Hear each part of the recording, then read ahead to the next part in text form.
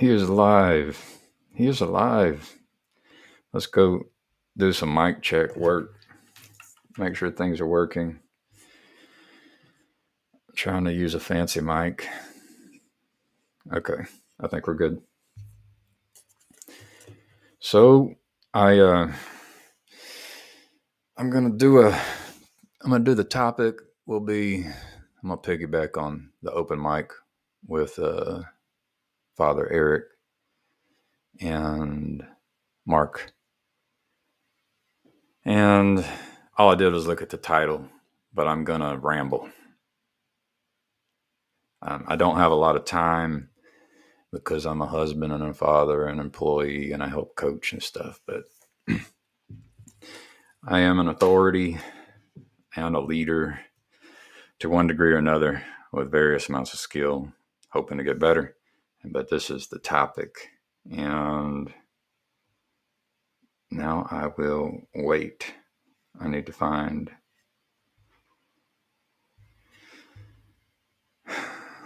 There's some. There we.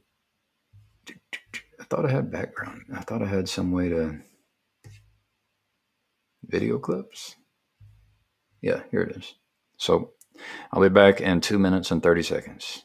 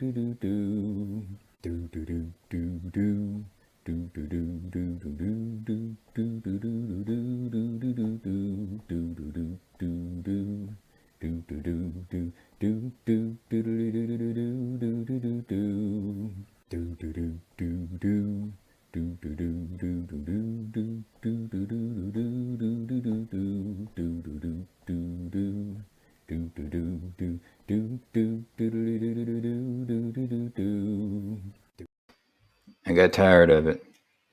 I got tired of it. All right. Take this thing out of my ear until I share a link.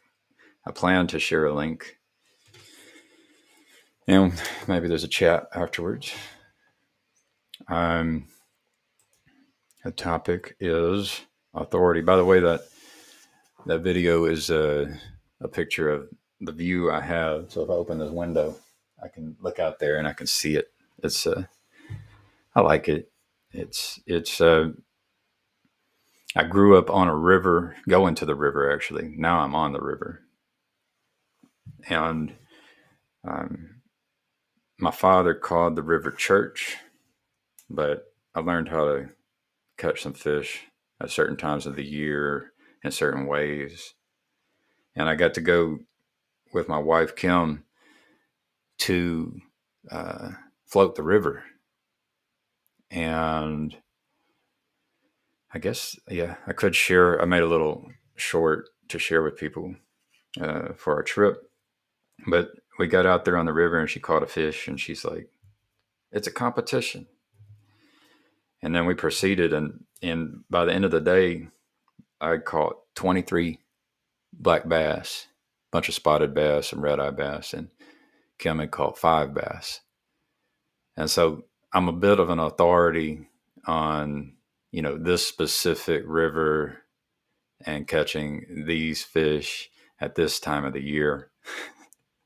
So I'm not an authority on fishing as a whole, even though I know how to tie some knots, and use certain kinds of rods and reels. But that's how it usually plays out with authorities and leaders. Now, just because I know how to catch a fish doesn't mean I'm good at helping other people catch a fish. There's all kinds of skills that go into that. And so, different people um, are authorities in different things. And just because you're an authority in something does not mean you're an authority at leading others in that thing. Like leadership is its own category. And I'm not very good at it, even though I'm a husband and father and I am a leader, just I'm not a great one. While we were fishing, I saw a kingfisher, and I told Kim, I said, I wish my nickname was Kingfisher. And, you know, because I had been catching all these fish, she thought I was, she replied as if, I was saying I am the king of fishing. But what I'm really interested in is fishing for kings. You know, I want to be able to fish. Uh, I want to be able to fish for. Jacob just chimed in. You are confusing authority and expertise. Jacob is an authority of a language that is impure. I'll let you come in, Jacob. I'm going to share a link soon. Um,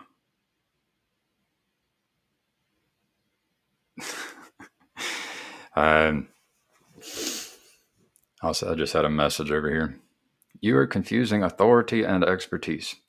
Yeah, so I might be, and I do that, and because I'm not a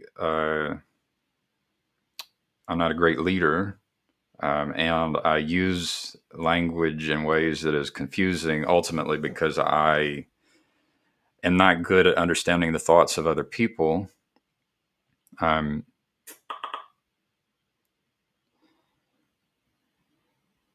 I need help from others. So I appreciate Jacob throwing in some help, something to consider, and I benefit from help. People tossing in things like this. Because I use language in confusing ways often. So I'm talking about expertise. I agree. I am talking about expertise, and I was combining the two categories. And we can talk about authority. So I'm talking about expertise. Um, one big mistake that we can make is that we can, and I've done it, is we can begin to think that our way of thinking uh, is the best way. This is something that I see many people doing. And so, for example, my mind will think about complex systems, and it will not naturally think about the thoughts that are happening within another person. Whereas, my wife, she naturally considers the thoughts that are happening in another person, and her mind doesn't do the thing my mind does. And so there can be a temptation within each of us to think that the other person is making some kind of has a shortcoming, and we do. But we can ignore our own shortcomings and think the other person needs to be more like us. And so the reason I'm talking about this ultimately is because I do know an expert in artificial intelligence who I've been working with. And he pointed at this 2027 study. And it kind of got to him because a person who is considered good at predicting the future in artificial intelligence because they made a prediction about ChatGPT like 2 years before ChatGPT was able to do what it did. This person is predicting a kind of bleak future. And my AI expert is also, he is just kind of surprised that there's like 10% of the people in artificial intelligence who believe that it would be good for humans if we disappeared and gave birth to something greater than ourselves. And so he's on Team Humanity, so that's good. I tried to communicate to him the fact that people have different ideas about what is ultimately good, and it sounds like this religion that wants to give birth to the next thing that is greater than humans is upholding something like intelligence as ultimate. And I had mentioned that it can get extreme, and you can see it in all religions. You can see a kind of extremism. And I told him, I said, the main thing that's really dangerous is when we start to uh, disregard the people who disagree with us. When we disregard the people who disagree with us, and then it gets really extreme, we'll start killing each other over the fact that we disagree about what's ultimate. So I'm gonna, yeah. I think leadership is a skill. There's expertise there. Authority, obviously, I'm not. I'm being confusing according to Jacob, so I'm going to open it up. I'm going to let people come in and talk about this word authority, what they think about it, how it's different than expertise, and where I might be wrong, and where I might be able to learn something about this word authority. So I'm going to share an invite. Let's see. Chazi, shalom, peace. I love peace. And yon God. You can't eat a difference in voltage. All right, so let me share, give people a chance to come in and talk about authority and leadership.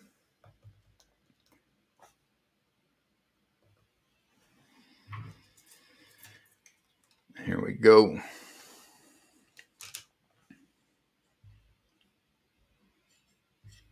I guess I'll go. What's interesting is you can go to different dictionaries and get different definitions.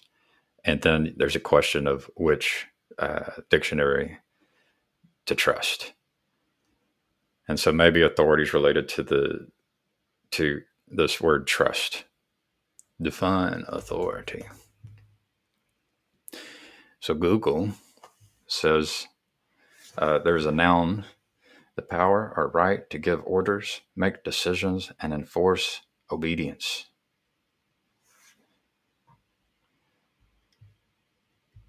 So that's slightly different than the way the word authority is used in the IT space, like in the tech space. Like there are these certificate authorities that help us make sure that you can put credit card information on websites.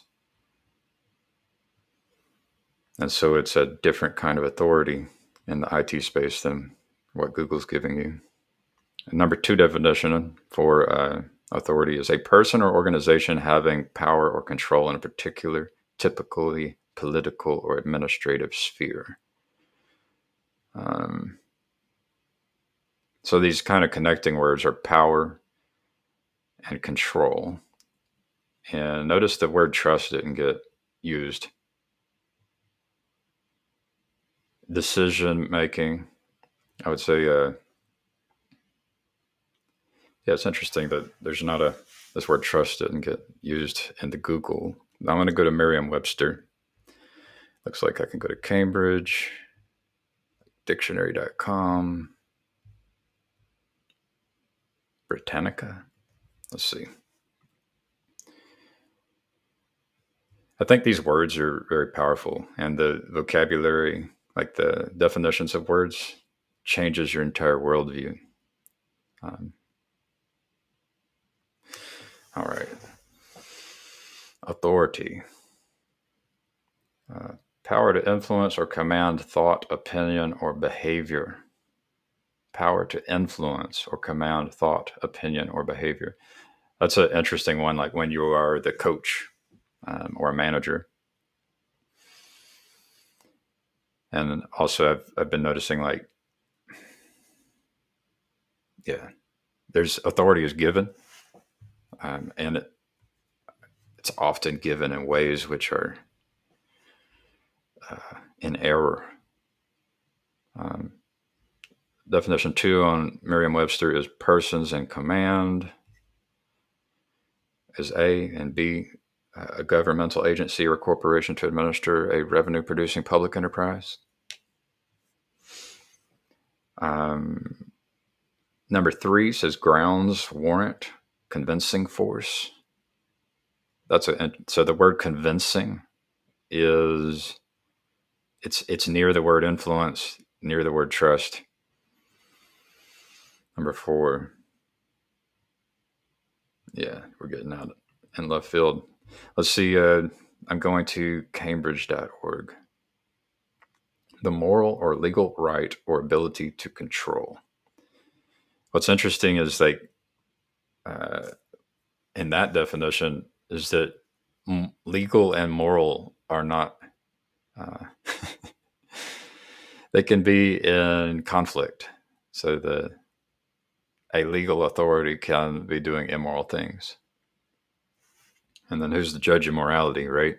Back to the 10% of AI experts who want to see the birth of the intelligence, the new forms of intelligence that are greater than humans and aren't scared if humanity disappears. A group of people with official, that word official, responsibility for a particular area of activity. Now, where are they speaking about trust or trustworthiness? Here's one. An expert on a subject. So Cambridge.org has a definition about an expert on a subject. So I'm not completely wrong. According to some trusted authorities who are not Jacob Petrovicci. Let's see. Dictionary.com. Noun. The power to determine, adjudicate, or otherwise settle issues or disputes. Jurisdiction, the right to control, command, or determine. So I do have I've been using my authority in interesting ways where I ignore the structure, the existing normal power structures that people respect and obey. And I will meet expectations within the existing power structure, and then I'll go outside of it and attempt to do good with the help of others. And then it ends up causing the people within the existing structure to, it shapes them. And so there is a way of being an authority without actually looking like an authority within some picture of a org chart. Quite interesting. Let's see. A power or right delegated or given. A person or body of persons in whom authority is vested as a governmental agency. An accepted source of information, advice, etc. A quotation or a citation from such a source. An expert on a subject. So number 7 on dictionary.com. Number 8 is persuasive force. There's so many definitions. Ooh, I like number 11. Mastery and execution or performance as of a work of art or literature or a piece of music.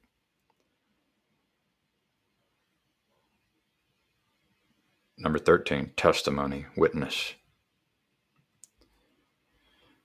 Let's see. And then there's Britannica. And they use this word legitimate. That's the first time I've seen legitimate. All right, we got someone. I heard a beep. Jonathan. Gavin.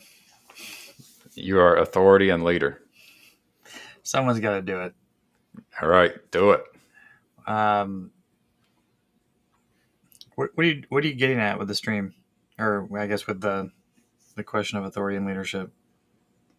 Oh well, I mean, there's a capacity for recognition of expertise, which I think I've developed skill at doing over the years. Yeah. And then there's also these, yeah, there's different domains of expertise which seem very relevant for distributing cognition and distributing trust and extending trust. Okay. Um, I mean, ultimately, I've always been interested. If you've known me for a long time, you know I've had a special interest in peace on Earth. So in order to get there, though, there has to be kind of recognition, the proper extension of trust to those who are true experts within their domains. How do you validate that? There's some cool tricks that I've learned. So I like bringing in two people who would claim to be experts and then listen to them and try to poke them and provoke them and ask the questions so that I can find out where they disagree, where they agree. But Uh, how would you be able to evaluate that? Like if you watch a debate between two people, I'm assuming they're on like a debate with two sides, right? And then you have to I would want to be ascertain uh, who won or where the truth lies. Like how do you figure that out? yeah, that's where it's nice to be a mediator so that you don't have some set rules where you're selecting for a skill at communication, right? And influence, right? That is a skill, communication and influence. But what you can Sure. do is you can, uh, for me, what I do is I try to ask questions such that they can lead me to an understanding. Mm-hmm. Um, and so some red flags might be things like it's obvious, right? When people say things like it's obvious, you know that they don't have the um, well, they are avoiding the process of explaining the conclusion, right? Obviously. Mm-hmm. Yeah, I mean, there's rhetorical tricks, right? So debate. You know, I guess I brought up the debate format, which has its drawbacks. So, like, what's the right forum? What's the right medium for figuring things out? Ideally, there would be. I mean, I've always wanted people to have the opportunity to raise their hand as someone who believes they have expertise, and then to uh, enter into the process by which they learn that they truly don't have expertise, um, or can demonstrate expertise. Right. So there would be a kind of the engineered environment by which people are cured of their delusions and expertise is identified. But that's a learned behavior now. Like we all know better. We all know to say, "Oh, I don't know anything." What? That's how you know I'm wise because I profess my ignorance. Hey, Jacob. You got me up at 7:30 in the morning because this is such an interesting topic. It is an interesting topic. It's a relevant it is relevant. If I Oh, said, it yeah. it goes to the heart of like 90% of what I think is most important in the world. Um, I am not surprised that. So when I said you are confusing authority and expertise, I wasn't saying, "Oh, you're doing something that other people wouldn't do." Um, Distinguishing between authority and expertise is difficult, um, and the two terms are, when used properly as terms of art, I think distinguish something important. Um, Something I wrote: people with expertise should have authority, and vice versa. Unfortunately, that is too rarely the case because we have difficulty assessing expertise and assigning authority, which is precisely what I think Jonathan was getting at right now. Is that what you were getting at, Jonathan? Not on purpose, but I think that's fair. Yeah. I mean, I think expertise is, yeah, qualitatively different than authority. Authority and leadership is maybe the more interesting question, which is what you titled your stream, Yeah. and what Mark and Father Eric were talking about last night. Did you listen to the things they were saying and have some kind of like way of providing a short analysis of? Well, that's a tough question. The short analysis of Mark. No. What about Father Eric? He's a good sport. Yeah. I mean, He plays the priest class, right? he facilitates the monologue. Yeah. So I don't know. I jumped on this stream because I had a free cycle, and I happen to rarely do I listen to Father Eric streams, not casting any aspersions on anybody, but I happened to catch that one last night for a little while. Busy people. I think I prefaced early on as like, I'm a father, I'm a husband, I'm a coach, I'm an employee. It's like it's not that I don't love and like these people, or that if I had the time I wouldn't love and like these people. I only have so much time during the day. For sure. Yeah. So I happened to hear it. I happened to listen to it for a little while. It was an interesting topic. Then you started a stream this morning, and I was like, okay, like this is maybe in the ether right now. So thought I would just jump on and see what you were thinking about that. But I mean, I experience it in the family, at work, on the soccer field. Like, I experience these kinds of ideas just every day. Authority, leadership, expertise. Yeah. So like, like why are we all so preoccupied with this question? I think it's because we sense kind of an opportunity for it to get better, for there to be a better way of, as Jacob pointed out in this quote, identifying and assigning, identifying expertise. The expertise and authority should be connected. That we ought to be able to identify expertise and assign authority accordingly. That's what we can all hope for. Obviously, it's hard. I use the word obviously. So that's a which I said when we use the word obvious, or this root word obvious, it's an indicator of a lack of expertise. So I think that we're wanting there to be expertise in doing this activity of identifying expertise and assigning authority. Can you be an authority on something without expertise? I think. Can you actually be an authority on something and not have expertise? I think there is a way to delegate. There are ways to delegate trust to those who have expertise and authority. So you don't, but have developed some skill or inherited something that allows you to extend trust with skill. Sure, like I can trust an authority without having the expertise. But what I'm asking is, does that authority, whether like assuming it's in a person, does that person have to have expertise in that area in which they are an authority, regardless of whether or not they're trustable, or you have a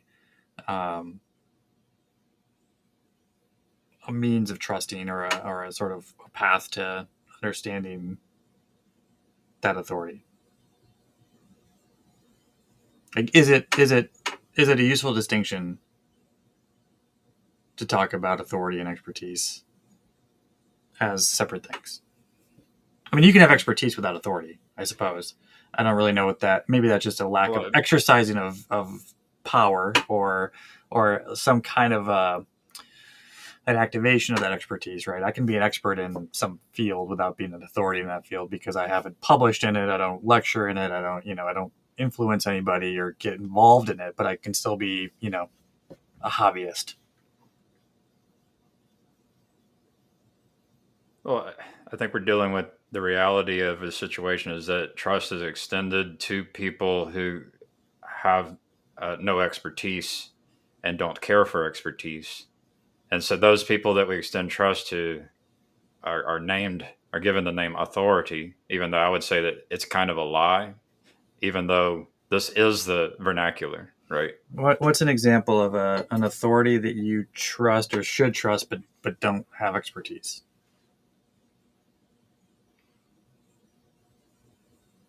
An authority you should trust. Well, I guess what you were just saying is that there are authorities out there who don't have expertise. Is that what you're saying? I mean,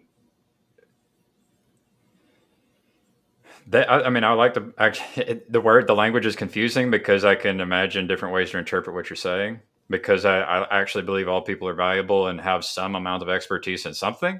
It's just that people are put into positions that don't align with their expertise and their level of expertise, right? And so there are better candidates for the role, uh, and we aren't interested in the process of identifying the best candidates for roles.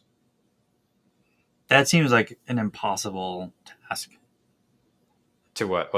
I mean, it is impossible to find the best and be perfect, but it's not impossible to try to become better, right? So Sure. language is tricky. Yeah, I agree. We're not gonna So good be and better, perfect. good and better versus best and worst, or Yeah, worse. yeah. I'm talking about better and worse. And instead of uh, WORSE and better versus WORST and best. I'm not trying to identify the worst and the best, but I'm talking about being interested in better and getting better. And then, what part of life,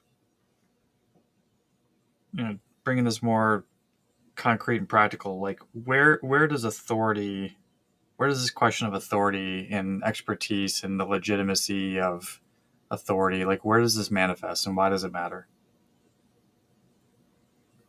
Every moment of every day in every relationship, I like it always matters whether it's there, whether we are recognizing, opportunity for better, opportunity for worse. Like it's still happening. There's these. But what are the parts of life right now that lead us to have this particular conversation? You can imagine a world where like we don't care much about authority and leadership and expertise because they're all working, right? Something's broken, yeah. Right. So Or what are the parts of life that are broken the that necessitate this conversation? where are the squeaky wheels? Yeah, yeah, yeah, yeah. We have all this oil. We're like, where do we apply it? Yeah.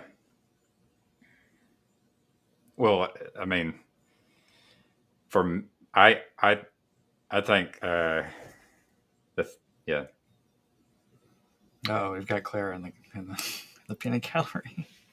um, yeah, I Honestly, I think that it comes down to every interaction, and some of the interactions we have are really important. Like, uh, so the most universal is just how to be a good human. Um, but then there's specific roles that we find ourselves in as like a son and daughter, like or neighbor. And Yeah. then those are kind of more universals. And then there's the less universal, but still huge categories of, mother, father, they're like, I think I didn't receive a handbook necessarily on how to do this husband father thing. I learned from people who also I did believe not have you. a handbook. Yeah. Yeah. I believe you. It would be nice to have a handbook, like a guide.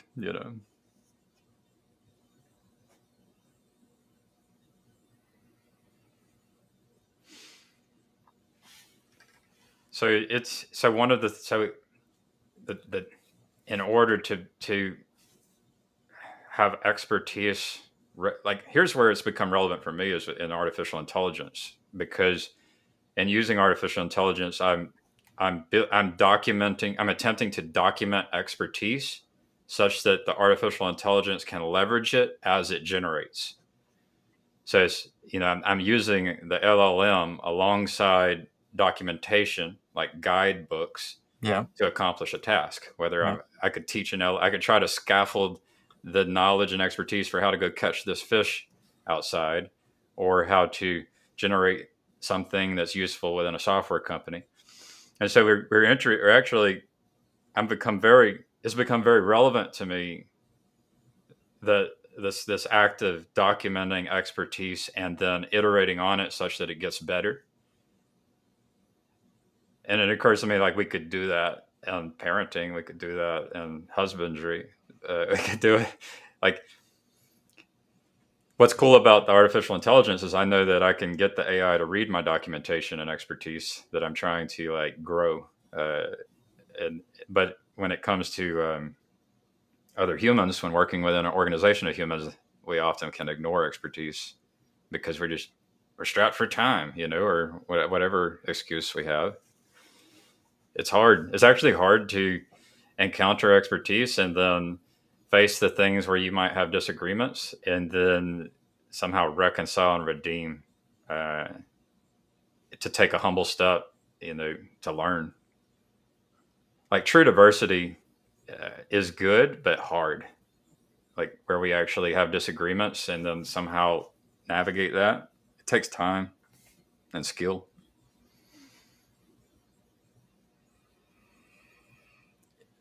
Like Yeah. Democratic Party is not a diverse party. Like the fact that it's a party kind of excludes it from.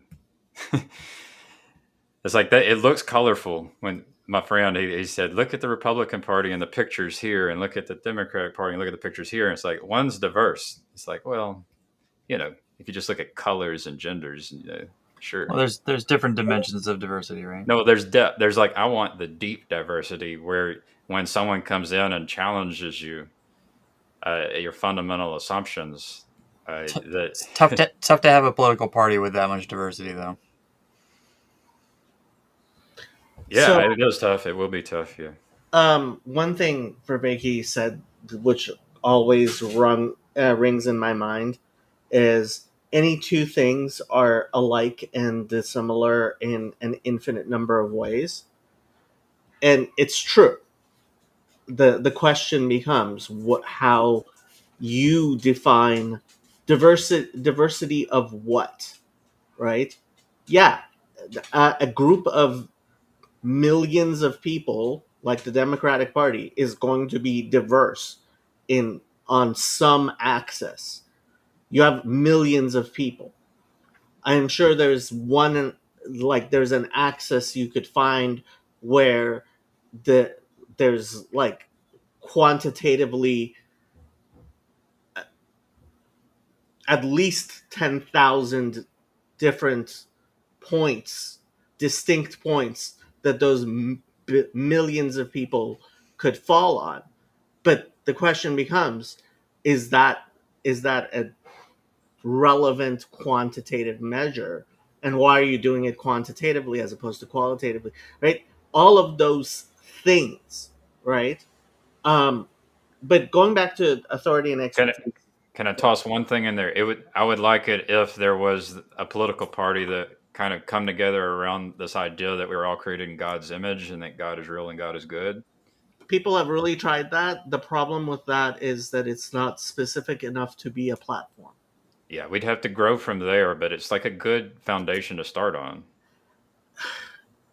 I mean that's a whole other conversation Well, we you can were just saying get that like into.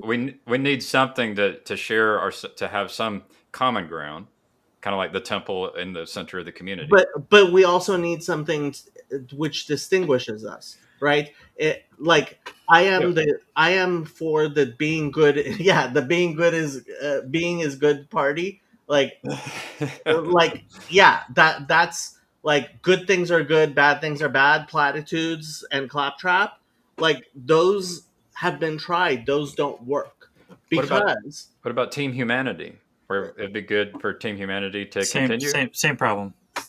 so Gavin, There are how people against Team Gavin, Humanity, though. Gavin, Gavin, Gavin. How much would you like to watch and basketball league where there was only one team? Can they play a scrimmage? I love scrimmages. Yeah, your point stands. It's like in like this idea that opposition is bad. It's like wanting your arm only to have biceps and no triceps. I never, but I'm not saying opposition is bad. I'm actually saying opposition is good. Okay, so we need so the things we already agree on. Yeah, the Democrats and Republicans agree. Peace is good.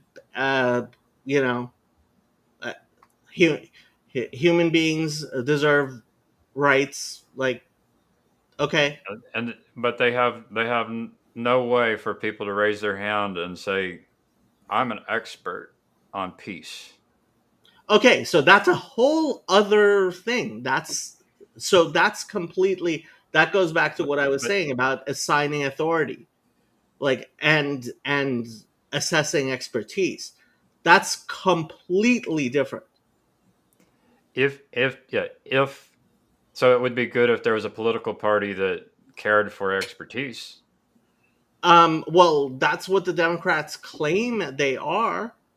And in fact, that's what the Republicans used to claim they were. And the Democrats then started claiming that they were. And the problem became that the experts, the expert class, are idiots. Like if anybody watches my Twitter, continuing refrain I post is our intellectuals are idiots with examples.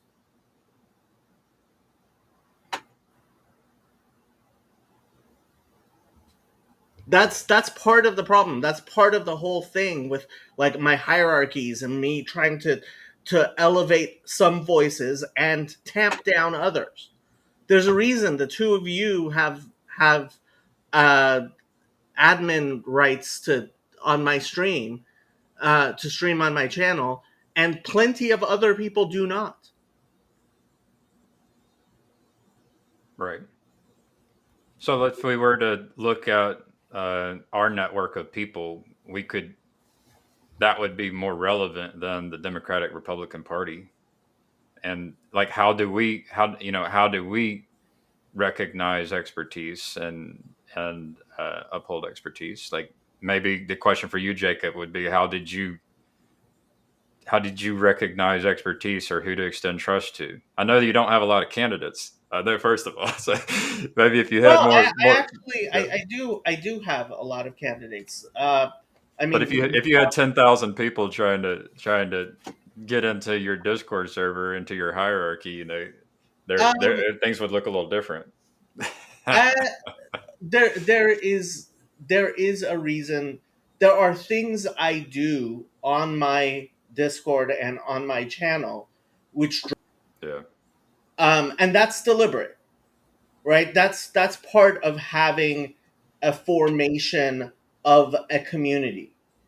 Um, and Gavin, you uh, first of all, you came recommended by somebody that I find incredibly insightful, which is Sally, the person who painted this lobster here.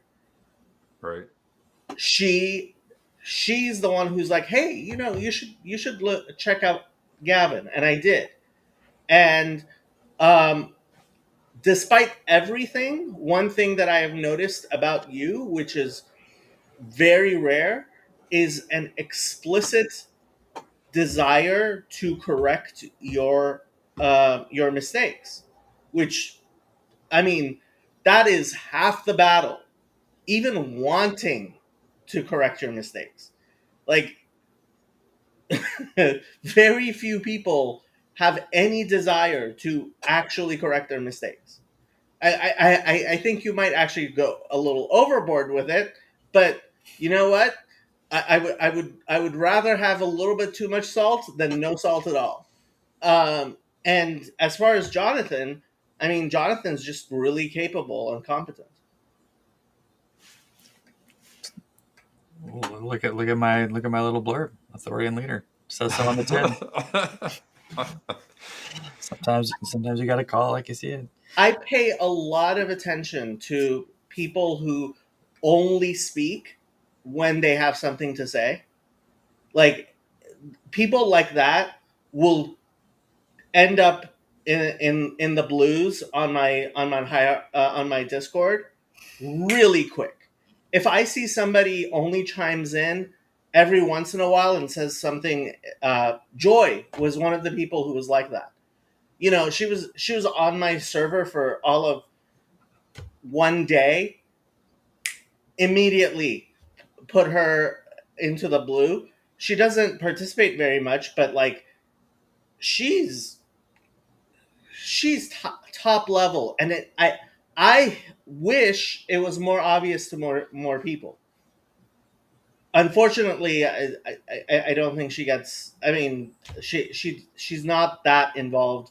Um, she goes on some of the other channels I've seen her, but like, yeah, recognizing expertise and recognizing, well, okay, so All of these things are perceived, yeah, and they're grassroots sort of acknowledged and reified. So, I mean, it takes in some cases it takes one to know one, right? So, like an example I really like is rabbinical authority. There is no pope of Judaism who says you're a rabbi, you're a rabbi, you're a rabbi, right? Um, there is reputation and all the secondary effects of authority and leadership that come out, and then people notice and people um, respond and respect and acknowledge that, and it becomes you can't fake it. Um, well, you can only fake it to a degree, okay. I have to say, right? like, I don't want to give too rosy a picture of the rabbinate. I No, it's let, murky. It's murky, but the system as a whole works. If you look at the you know the who's who, like in recent history of leadership in Judaism, like everybody knows who the real top people are. There's always a contention in the contemporary kind of world for like, I don't know, are they legit? Are they not legit? Like, are they, that's different. right. So I will say, I was very very disappointed in how it functions until I saw the grass on the other side, and I was like, oh my god.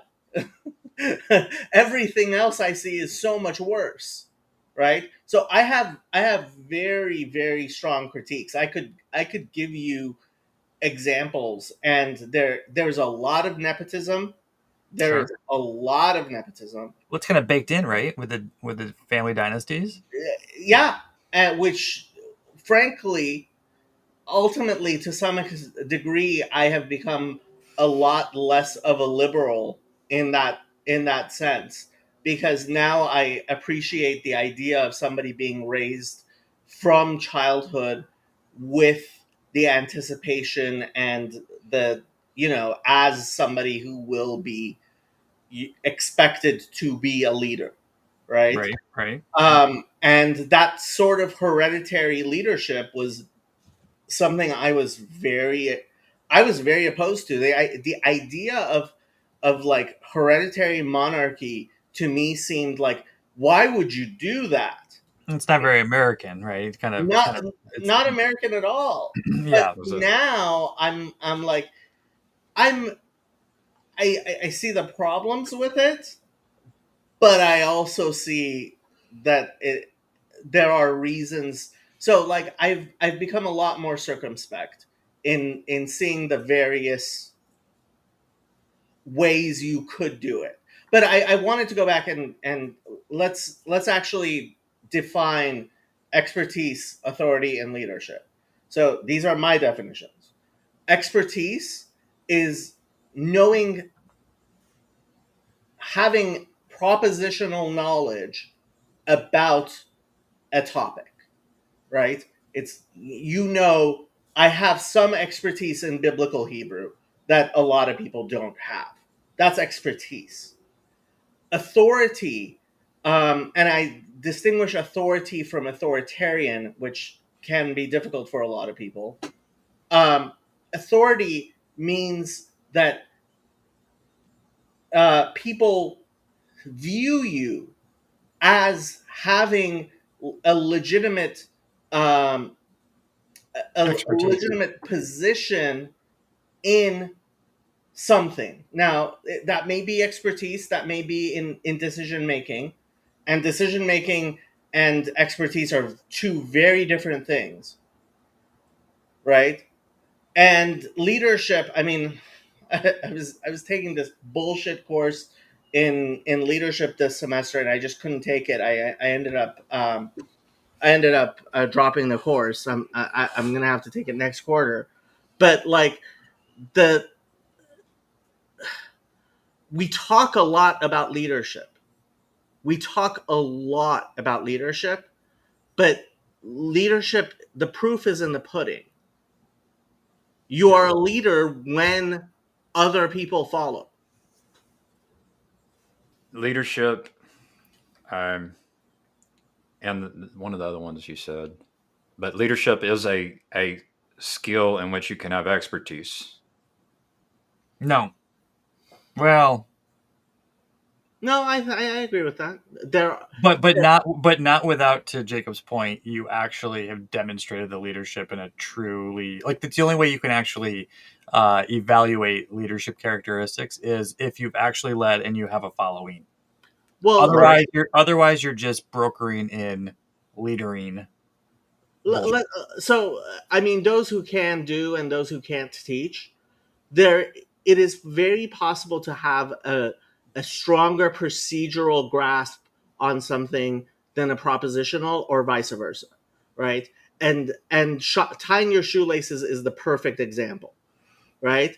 The best way to teach someone to tie their shoelaces is to actually show them how to tie their shoelaces, as opposed to give a propositional description. I was I was like explaining this to a friend of mine who's a mother of two small children, and she's like, no, I actually wrote out instructions, and she did, because she's just that propositional. She wrote out instructions for her daughters on how to tie their shoelaces, right? And you can do that, but guess what? That's not how most people learn. So you can have propositional knowledge about leadership because you read a bunch of books. That doesn't mean you can do it any more than uh, somebody who doesn't have hands could know how to tie their shoelaces, but not be able to do it. So capability to actually execute is very different from being able to describe the qualities of something. Book learning versus street smarts in some ways. It would be good, like in my opinion, it would be good if the people with the procedural expertise, as you called it, can also do it. Like I think there are people who can do both. They can have the procedural and can embody it. You mean propositional? Yeah. They Procedural have. Yeah, I is meant propositional. It's good if they have the propositional and can do it. And I think there are people who are the kinds of experts who they have the propositional and they can do it and they can teach it. So I had a teacher in some of my classes who I was his classes were great. He had great, incredible procedural knowledge of how to do therapy. He did not propositionally understand what he himself was doing. So most of the class was demonstrations. And during the demonstrations, the students would ask him, well, why'd you do this and why'd you do that? And he would give some bullshit answer, which had no relationship to what he actually ended up doing. Right. And you get a lot of people like that. And one of the things that I really hate about the Richard Feynman quote, which gets misquoted all the time, the actual quote is, if you can't describe something briefly to a college sophomore, you like that's the he was talking about a college sophomore. People keep on talking about 5-year-olds and 9-year-olds and whatever. Then you don't truly understand it. Um, he was, first of all, he was talking about a college sophomore. Second, he wasn't saying he was saying like you should be able to describe it. But third, he was absolutely wrong. There are people who know things very, very well and cannot describe it at all because that's a completely different skill. Right. I agree. I've actually faced this as a software engineer going into from an environment where you're in a cube with the headphones on, listening to podcasts while you write software, to working on a team where it was called mob programming, where you would have one person at the keyboard driving, and you would have people behind telling the driver what to do. And so when you were the navigator telling a driver what to do, you had to learn how to communicate.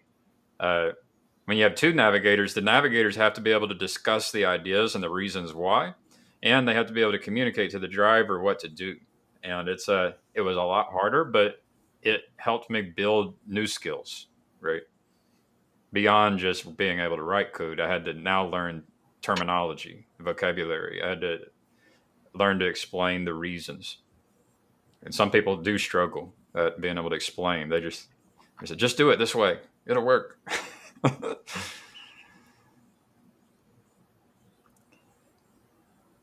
So I would say ideally though, your ideal experts are the ones who have the propositional, they can do it and they can teach it. And Hopefully, yeah. I don't know. So this is the thing is I have become very, very unhappy with the idea of ideals. Um, that because we are talking about scarce resources, right? So I was talking to a friend of mine, and he works on the front end of a lot of um, websites, right? And so he was telling me how um, one of his uh, one of his bosses wanted to take the underlining off of any links, right? Because he aesthetically didn't like it. And my friend, who has a dyslexic brother, right, was like, hold up here. Those links, that like the underlining, helps people with dyslexia a lot, right?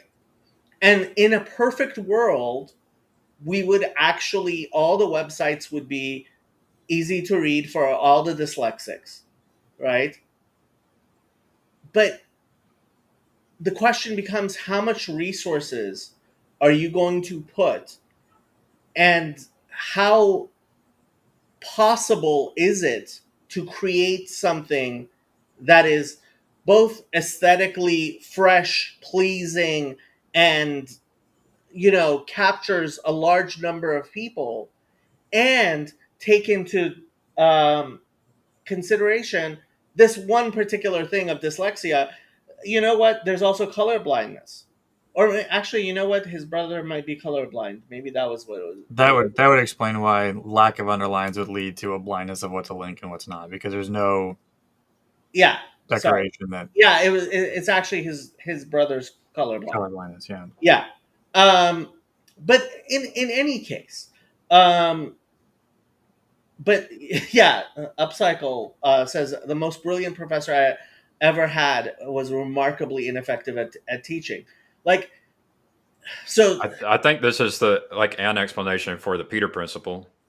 mhm. It's like often you'll have people who are brilliant, and then they and there's an assumption that because they are brilliant within the skill, they can be promoted into a skill where they now need these new skills, communication skills, relational skills, being able to manage down and manage up. It's like that's just there's a lack of skill in the promoting decision when you do that.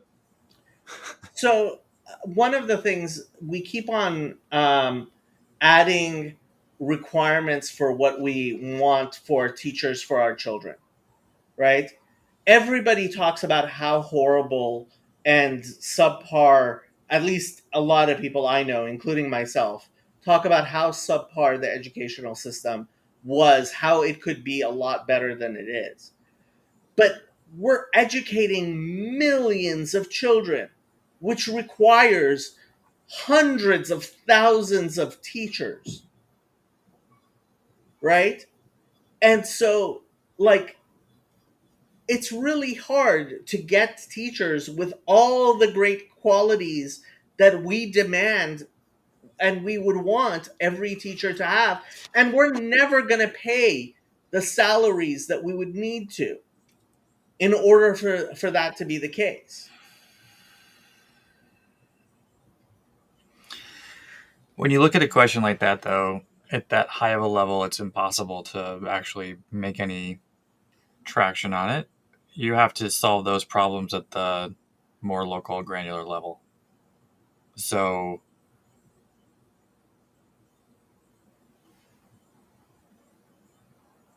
I mean, on the teacher front, right? Like, of course, you cannot expect all teachers will be the same uniform level of criteria across the board. Um, you've got to go and agitate within your local school district and with your community and make on the ground hiring and firing decisions in your particular school, and that's how you get better. Well, Gavin mentioned the Peter Principle, which we probably should describe to people who might not know what that is. And People are promoted to their level of incompetence. yeah, people keep on getting promoted until they don't do a great job, which is when they stop getting promoted. And if you just leave the hierarchy in that state, you end up with a bunch of incompetence. The U.S. military actually has various mechanisms to try to stop this from happening. One of which is forced retirement. Um, but the the thing you're pointing to, Jonathan, is subsidiarity, which is Right. also really important, which is the idea that everything needs to be solved at the most local level that it can be, and that's a whole other thing to talk about. And a third thing I would bring up is you have to, anytime you are setting the question of for example, who do I want to be my kid's teacher, right? It's very cute to sit down and write out what you want as as your requirements for your teacher. What you actually have to do is look at what your choices are and decide between which choices you have. Yep. Now, this is part of the problem of the Dunbar number and how we've, like, in a city like Los Angeles, I don't know who all my choices are.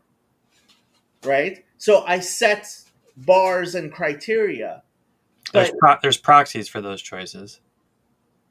there are. There are other criteria that make it a legible decision, or that help guide toward what ultimately ends up being like the specific, what are the best teachers, the best school, and it's all based on other factors that everybody knows.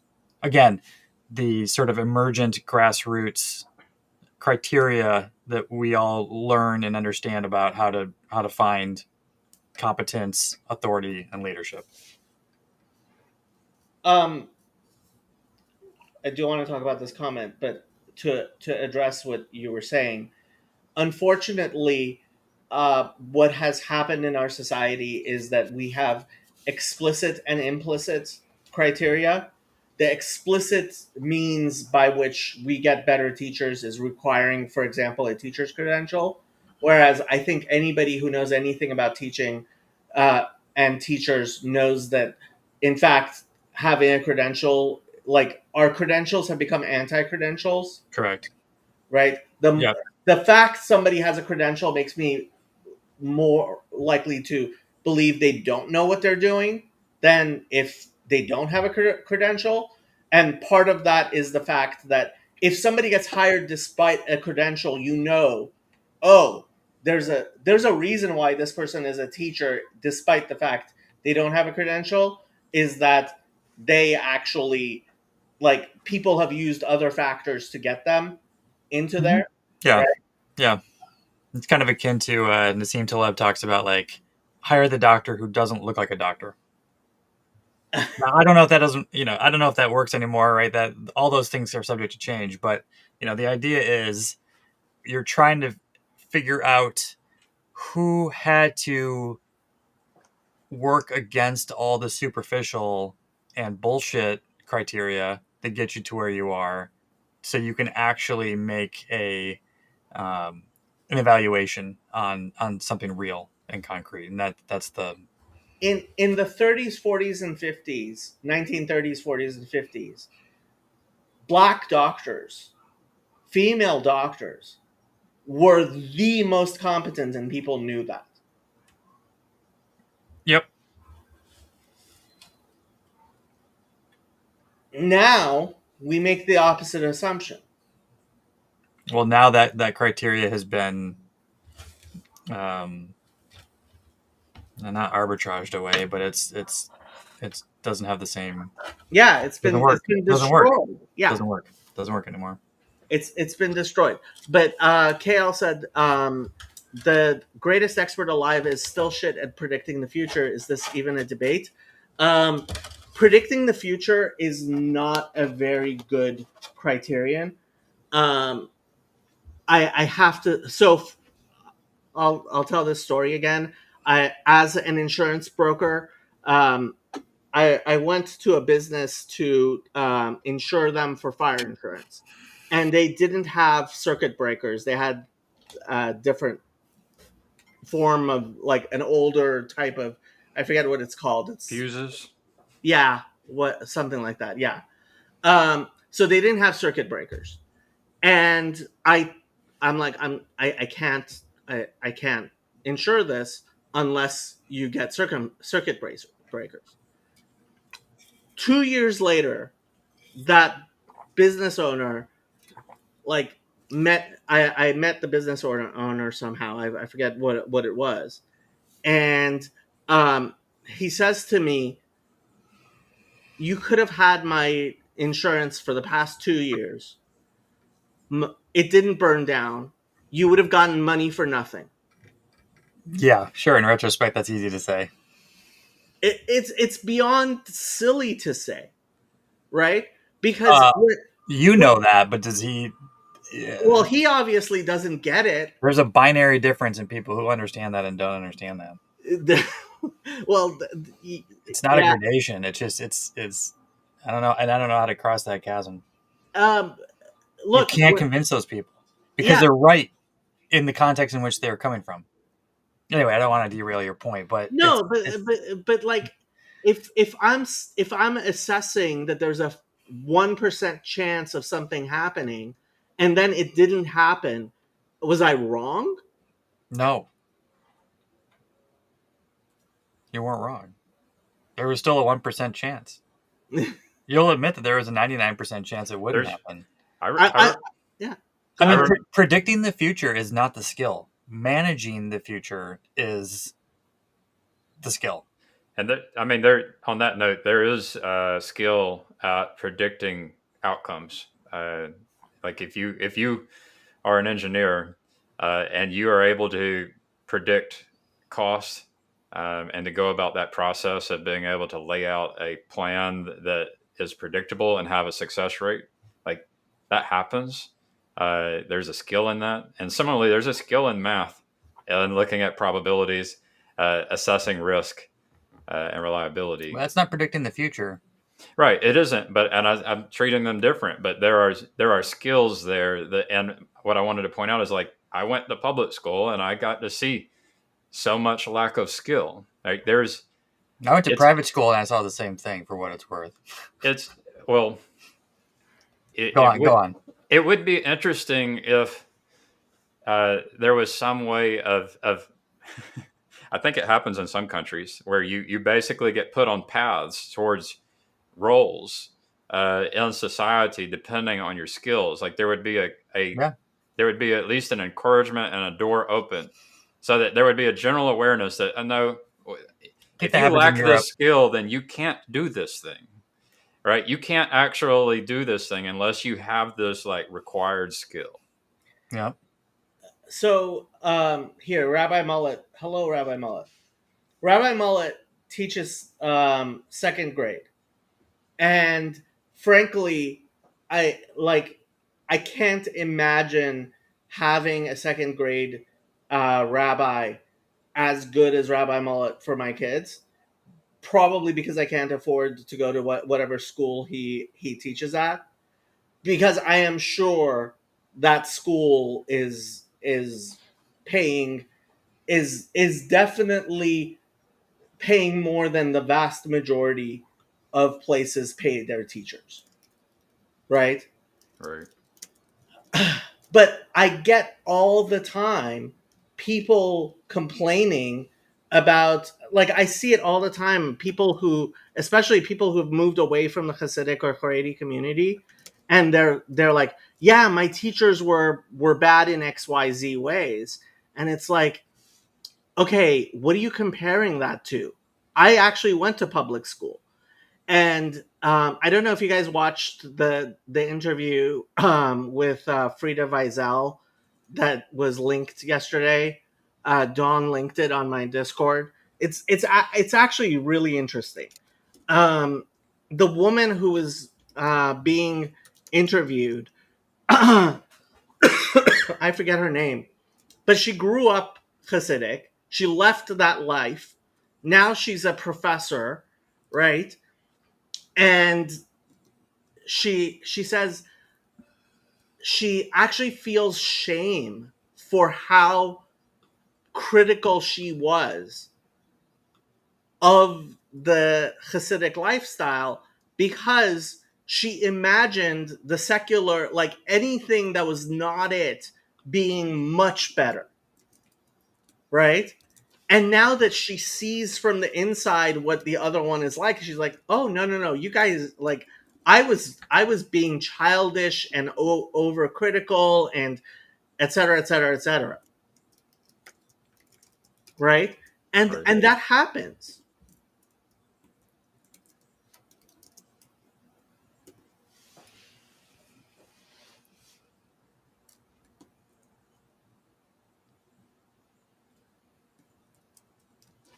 Did I destroy the conversation?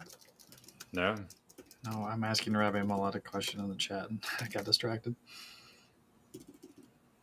Yeah, Chezi, are you gonna stream this week, Chezi? Huh, Chezi?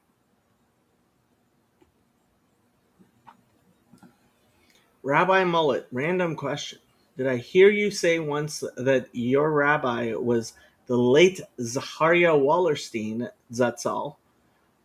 You almost did the Zatzal correctly. Or am I thinking of something else? That was him. Wow. Yeah, you're the one who introduced me to Rabbi Wallerstein. Yeah. There's like multiple, right? Not to be confused with Rabbi Wallerstein. So that's the problem. There's a lot of them. I A lot of Rabbi Wallersteins out there. Oh, I missed the double quote. But if you copy paste from any source on the internet, they don't put that in there every time. Yeah, usually people do ZL. I mean, ZTL just. I mean ZTZL because it's Zatzal. Well, and remind me what that means in Hebrew. Like blessed Zecher memory. Tzaddik Lebracha. Zecher means memory. Tzaddik means saint or righteous person. Lebracha means is as a blessing. Okay, so Zechariah is the famous one, but Zechariah is a different name. Don't know who you're talking about. Sorry. Zechariah is the famous one as opposed to who? The one I mentioned, which is spelled differently. Zecharia. Oh, they may have. Same person. Oh, okay. Oh, I see. He is the famous one. Okay. Yeah. So, so something that can be done within an organization with bad hierarchy is you can do retrain, or you can do reorg, or you can, as an individual, meet expectations and work in parallel towards the good. Those are the three possibilities, and you can attempt to work at all three simultaneously. What were the three again? Retrain. So like people who are incompetent because of Peter Principle, they can be smart and can learn. You can also reorg. So like you can change the structure. You mentioned the military sometimes does mandatory release or some other phrase for it. Mandatory retirement. They've started doing what's called lateral what you call it, promotions. Yeah, lateral promotions, which means okay, you've reached your level of incompetence, we don't want to get rid of you, so we're going to promote you to your previous position and cap you there. Yeah. And then the other is like, if you're in an org like that, and you have competence and skill, you can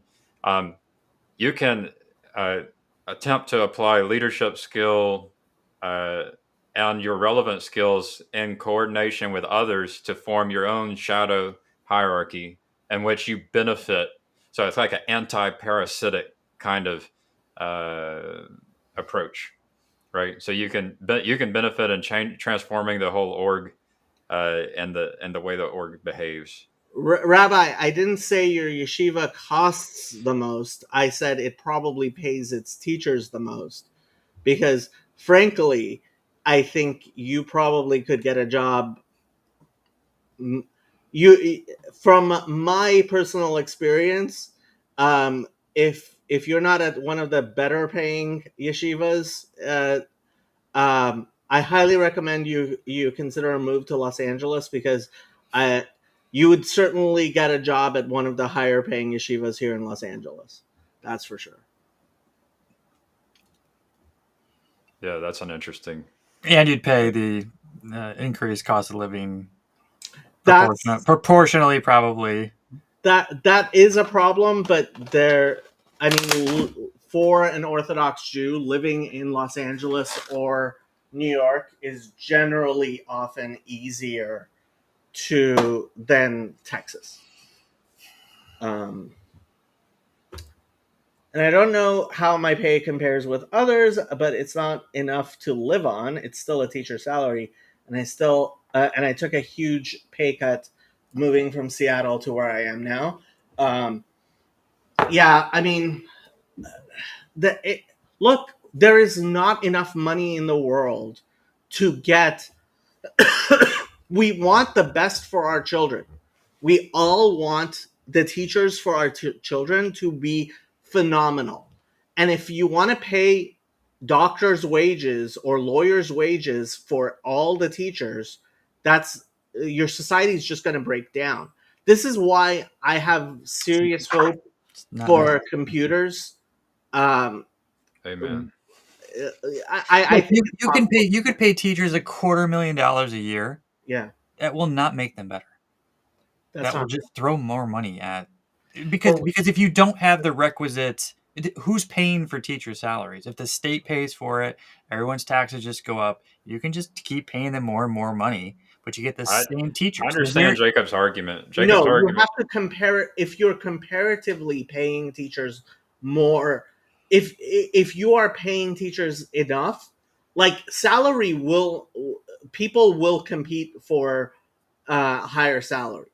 Yeah. So, like, why would I leave my job to become a teacher or to become a law enforcer or some very important job in society, but take a pay cut for it and have to do something that's harder, right? Like, why would I do that?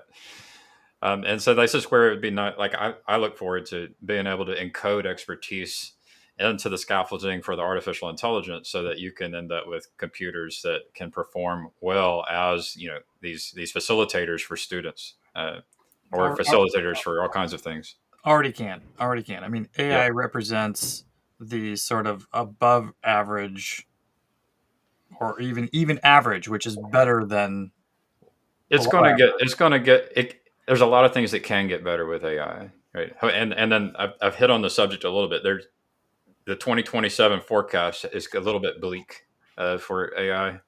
Why? And who's I just, forecasting? What do we just say about forecasting, Gavin?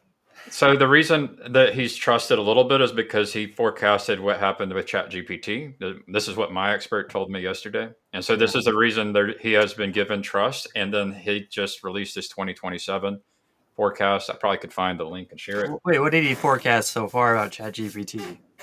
Well, Would it be a big yeah, deal? I would have to go dig into it, but basically, I would have to guess or dig into it about what he forecasted. But and it was before what happened in 2023. It was before what happened.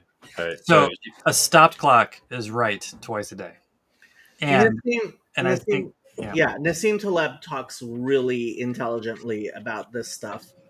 it's worth reading everything he writes. I don't necessarily know about following him on Twitter. He's maybe not right about everything, but I definitely think from the standpoint of probabilities, prediction, that kind of thing, Nassim Taleb is like you need to know that. Probably my top 5 of random books I'd recommend anybody read. I think he would be. Um, Not to discredit. I mean, look, I'm uh, sure there's smart people that made a good informed predictive decision around Bitcoin, AI. It's just that unfortunately you can't judge the predictive quality by the outcome that came. well, you can look at like incentives. So, like similar to what Yes. Jacob's point Yep. about like why I'm not going to quit my job and become a teacher or a law enforcer. Why I hesitate at least to do that. It's because of the incentives, right? And so right now Yep. there's incentives in this paradigm with artificial intelligence that are perverse. That are leading to behaviors that would then lend towards certain probable outcomes. That's how people do this, right? They're looking at the incentives and with an awareness of psychology and sociology and market forces, things, and trying to predict. It's different than predicting the weather. Like humans are more predictable than the weather. We tend to be pretty good at predicting the weather, though, which is kind of funny. No, humans are less predictable than the weather. You think? Yeah. Well, what Very about? much so. Well, I didn't say a human. I said like a group of humans. Groups of humans are even less predictable than individual humans. And now we can even make the weather if you haven't been paying attention. Well, I'm not sure Especially about the all this. Jews. I didn't say it. I don't know what parts to take seriously or not now. None of it. Go back to what you were saying. I derailed you. I'm sorry. No, it's just You said you were talking about a friend who predicted AI stuff, and you were no. making a point about that.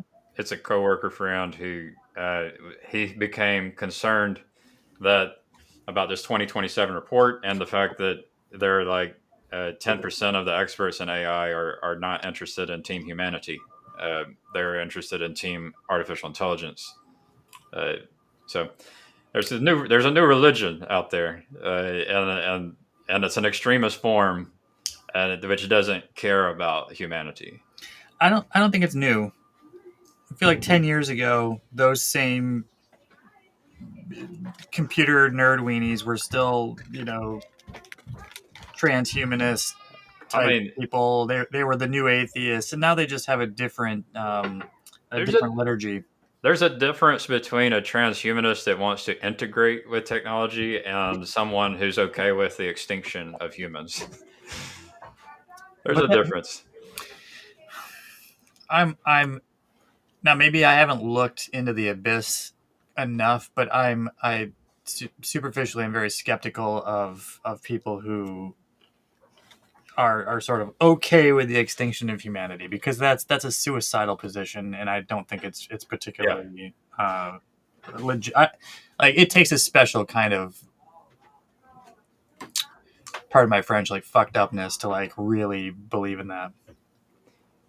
So I just don't find it very compelling as like a. No, you would have the worldview that would allow for it. There are a few, like there's a worldview that where you imagine you can imagine a future where humans aren't a part of it, or humans as we know it in this reality aren't a part of it. Whether you imagine some form of heavenly realm that we all go to, or whether Well, if we're all on Mars, that's fine, and the Earth can continue on or something. But that's different than extinction. Well, I mean, for the people who believe in a world to come, which is not this world, that's in like another reality, it gets a little dangerous. Honestly, These people don't believe in the rapture, though. It's not. These but aren't they the same do. people. But Well, they but- do. so That's the thing. It's just another version of Protestant Christianity in all of its forms, given a technological atheistic form. That's the problem.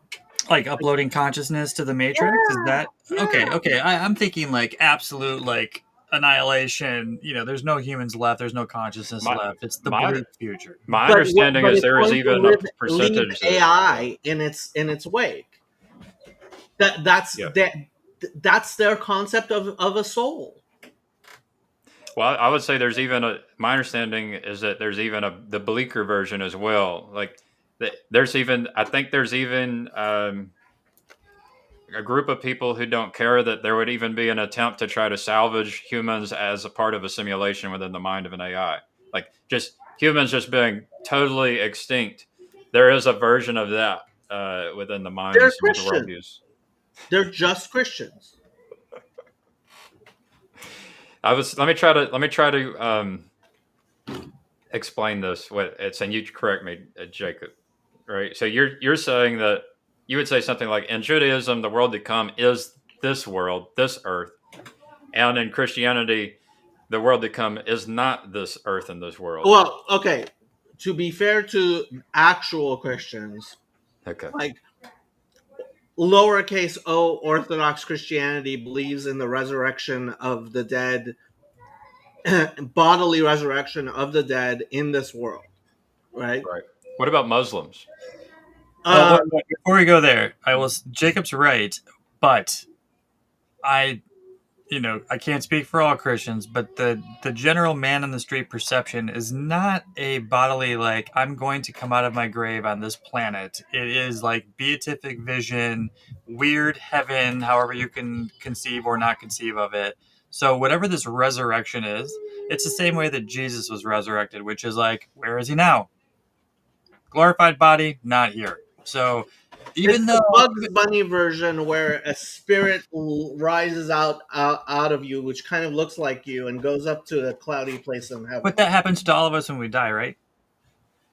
Sort of, maybe. Irrespective of According resurrection. to who? Doesn't Judaism, doesn't your soul leave your body? And your neshama and maybe ruach do. Your nefesh definitely does not. Anyway, I digress. You were saying about Islam. Well, so well, I think that was a good point. There's a like in Christianity, there can be a version where there's a resurrection of the dead onto this earth would be different than a resurrection of the dead into some other place. Like those are two different um, views, right? Look, there's popular Christianity. I mean, Christians are going to get mad at me for straw manning Christianity because like actual Christian thinkers don't believe like in that version, but popular Christianity does, and these are atheists who started off as Christians. It isn't a stream unless Andrew's eating. Um, um, yeah, it's like these are people who took popular Christianity, made a secular version of it. Like this is the worst of the worst. I don't know why we allow atheists in in adult society. What? What's he saying? Well, he's just trying to provoke and poke, and that I want to take it back. Like, so it's just I'm just saying that it can be dangerous when your future does not account for humans on in this reality. That you're getting into a dangerous telos aim, and It's that's what the Gnosticism. It is literally Gnosticism. that's a name for it. That's a name I don't use a lot, so it's like it's very confusing to use it or to hear it, right? But so yeah, the people who are interested in artificial intelligence controlling this realm and all humans being extinct, it's pretty dangerous, and it just like there can be dangerous kinds of religions that envision this realm, this reality without humans, and other ways can be dangerous too. And then we could talk about the traps and hazards of extending trust, Jacob. As far as if you bring it back, I think I've mentioned to you before that because we have a limited amount of time, you can extend trust to someone and they don't have the time, and you might misinterpret them, and then they don't have the time to correct your misinterpretation of them, right? So like there's hazards. Well, there's hazards in the realm of those worldviews. There's hazards in how we actually extend trust as well. If we're trying to have a hierarchy that's trustworthy or most trustworthy. Dealing with human beings in the real world is a lot harder than dealing in ideas, and which is why people escape, and I do it myself, escape to the realm of idea. I do too. Which I get paid to do it, and I might do it soon to get back into the realm of ideas and manifesting it in the form of software. You know. How are you, Andrew? You haven't said anything. I'm glad that He's hungry. He's having ice cream for breakfast. I mean, This isn't breakfast. What? Oh, late shift. Oh,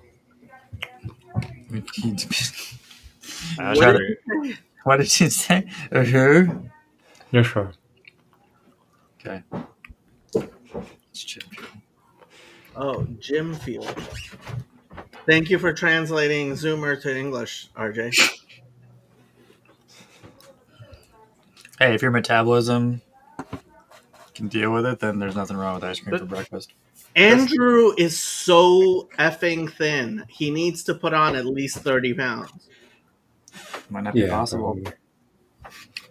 How am I It's supposed to hard. get it? What do you recommend for the older people to be able to get along with the Zoomers, Andrew? Don't talk. Are we able to play together and have fun together? Don't talk. Don't post anything. Just recede into the background. I don't know, man. Y'all are cool. I mean, as cool as a boomer can get, y'all are like not bad. Keep doing what you're doing. They call us They'll be boomers. fine. Like it's pointless. They think we're boomers. You have gray beard. I mean, That's not. Well, that's where the millennials are these days, man. yeah, I love it. The love boomers gray are beard. keeling over. So I'm alive on a stream right now. That's counts for something. So I am going to subject you guys to my Twitter feed, and the most Zoomer thing I have ever posted in my life, No. which is, did you guys see the Channel 5 interview with Hunter Biden? I saw No. I saw you putting out words in your Discord about it.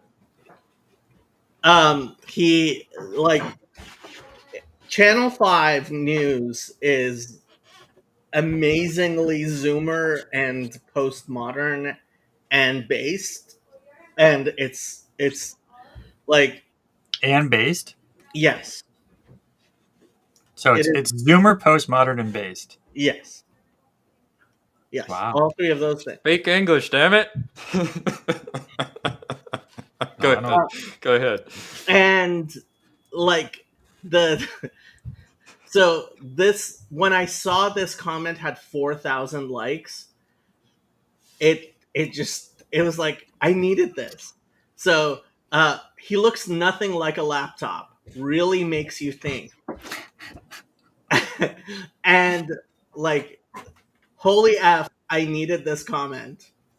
Completely agreed. And then somebody says, is it the joke that's not funny, or me?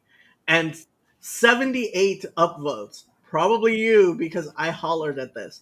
Like, this gives me hope in humanity. Like, the Zoomers are like, yeah, Cassandra making the joke based on what?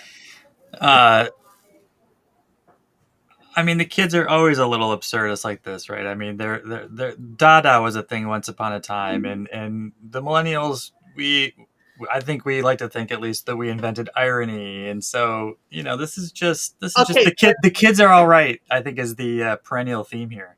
Yes, the kids are all right, because Kids are all right. it was the perfect riposte to the bullshit. It was funny. Hunter Biden, like, He looks nothing like the laptop. That's so good. it's a 3-hour interview, and then apparently there's like 2 hours behind a paywall that I almost paid for just to watch, right?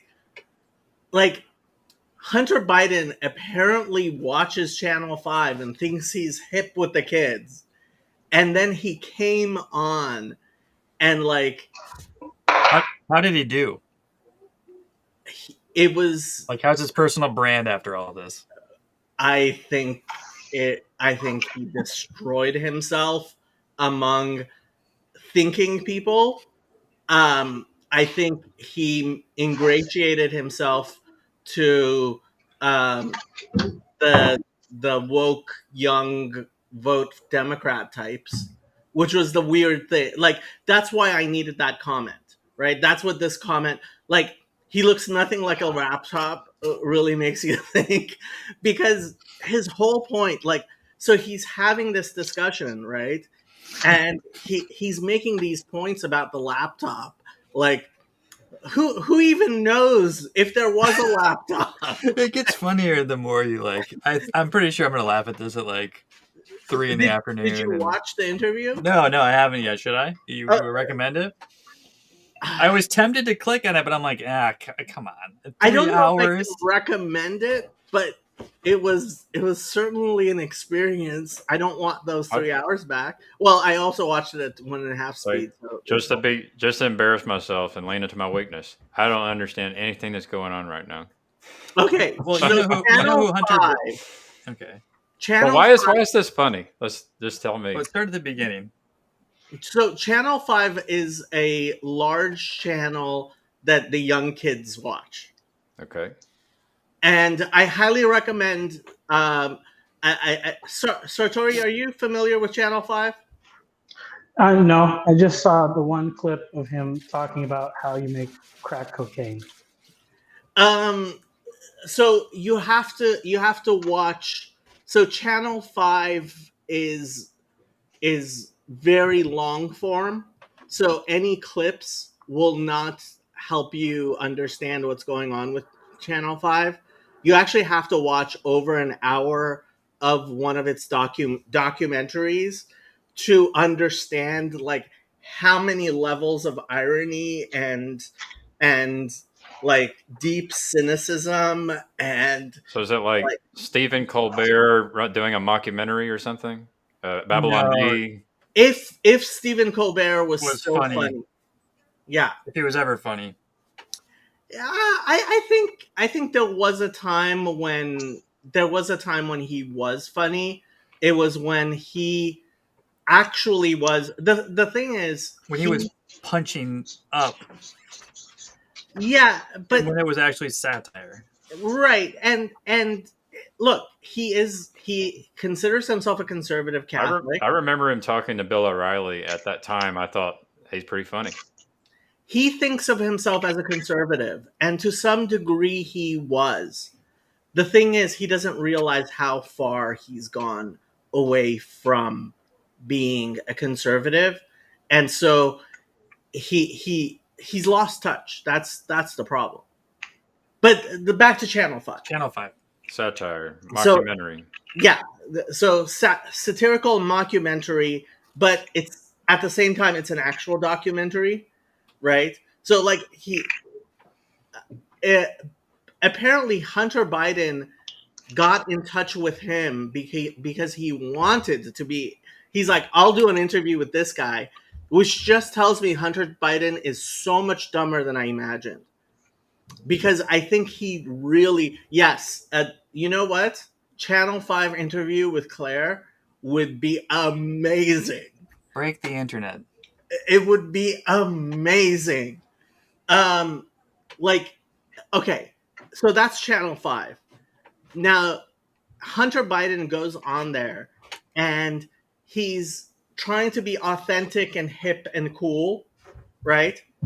But when it comes down to serious matters like the laptop, he starts regurgitating absolutely ridiculous.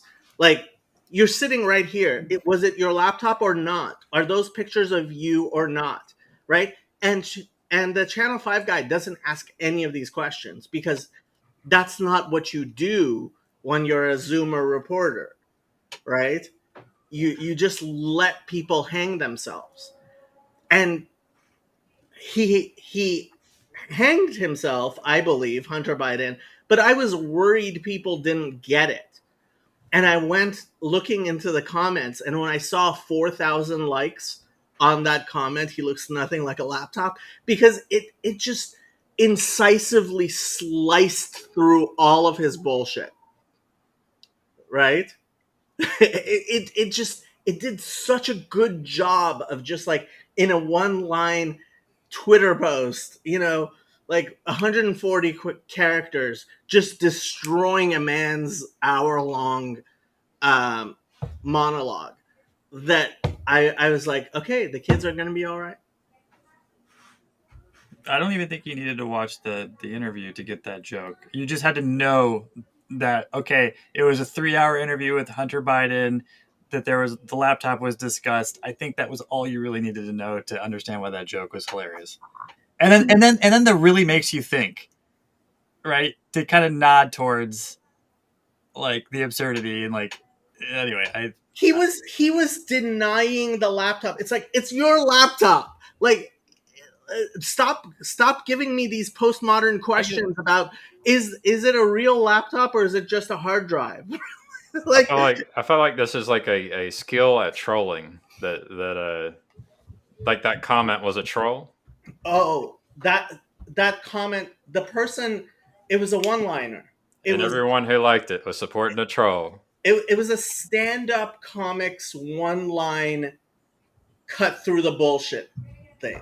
This is like the thing in this internet era where that's just seems like all the kids are doing it. They're doing the trolling, you know. The comedians will save us. I sincerely believe that.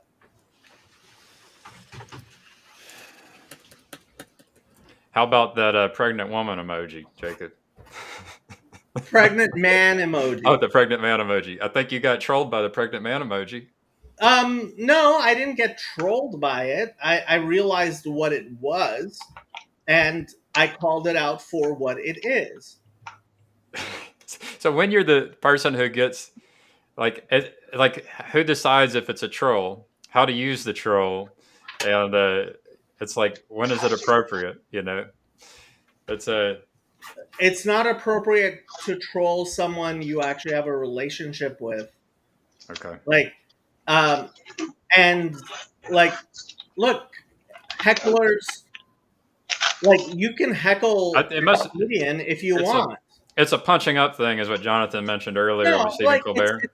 there's a difference between punching up and heckling. Hecklers are hecklers. Two different forms of trolling. You can have like a heckler and you can have a punching up. Yeah, but the question is, are the people in the audience there to listen to you or listen to the heckler? Depends on how funny the heckler gets. It does. It does. Yeah, it's a move. It's a move. I mean, most hecklers are not succeeding in that, but Hey, happens sometimes. Happens sometimes. I mean, there's a skill there. It's a powerful skill. Yeah. Sartori, how are yes. you? Oh, pretty good. Yeah, this conversation has ranged quite a bit. I jumped on. I mean, I've been listening since Jonathan and Jacob came on. So, yeah, I think it's the one thing I was kind of thinking the whole time was,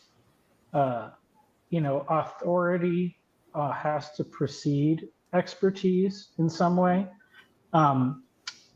especially in a particular domain, because there's like something has to exist first, like so and the authority is obviously connected to like authorship. It's the creation of the thing. So like if I write a song, I'm the author of the song, and I'm also the authority on the song, like its meaning and stuff like that. And then somebody else could like become an expert on it eventually, but that's interesting. That's authority focused on the word author. That somehow that's a definition separate from expertise. Yeah. And I was even thinking about that, like with songs are a good example with what you can do with authority, because like we would all essentially say like, oh yeah, whoever writes a song is the authority on a song while they're alive. After they're alive, it depends. But some artists will be like, people are saying my song is about X and Y, and that's not what it's about, and they might cling to that authority. Whereas, I've heard other people be like, oh, I just wrote this song, and it's interesting to hear like what other people are seeing in it. Like, in that way, they're kind of giving away some of their authority, which probably comes from an understanding of like, what is the source? That's even to say like, am I really the source of something I create? Or is there a higher authority that has created that through me? There might be a lower authority sometimes. Sometimes, yeah. Like I feel sometimes like if there can be a misunderstanding and then like a gripping like onto that misunderstanding, and so you could end up with the world misunderstanding and trusting the wrong authority, and I could argue maybe from below. It just because there is just this majority doesn't necessarily mean that it does not mean that it's good. Yeah. Or it doesn't mean that it can't be better. Yeah. That was and actually I just watched a little clip with Jack White. I was never really like a fan or didn't really listen to much of his music, but it was interesting because he said that he never did drugs, and one of the reasons why is because or like, maybe he had thought about it at some point, but then he eventually decided, like, I'm not going to do that, because he wanted to. Somebody had said, like, if you're on drugs and you write a song, like, you don't know, like, was it you or was it the drugs? But if you're not on drugs, then you could say that was just from me. And so there is a authenticity to it, which lends credence to your authority. But That's a strange one. That's a strange position. yeah. Well, I mean, I was saying that as drugs as like a source from below in some sense. It's like a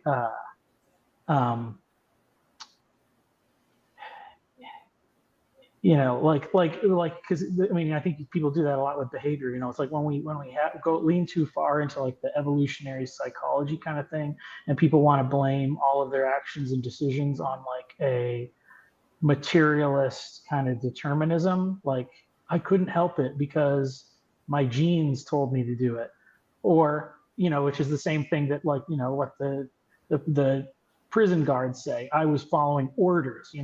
They're denying you're relinquishing authority, which may or may not hold up in the opinion of others who are trying to evaluate you. But I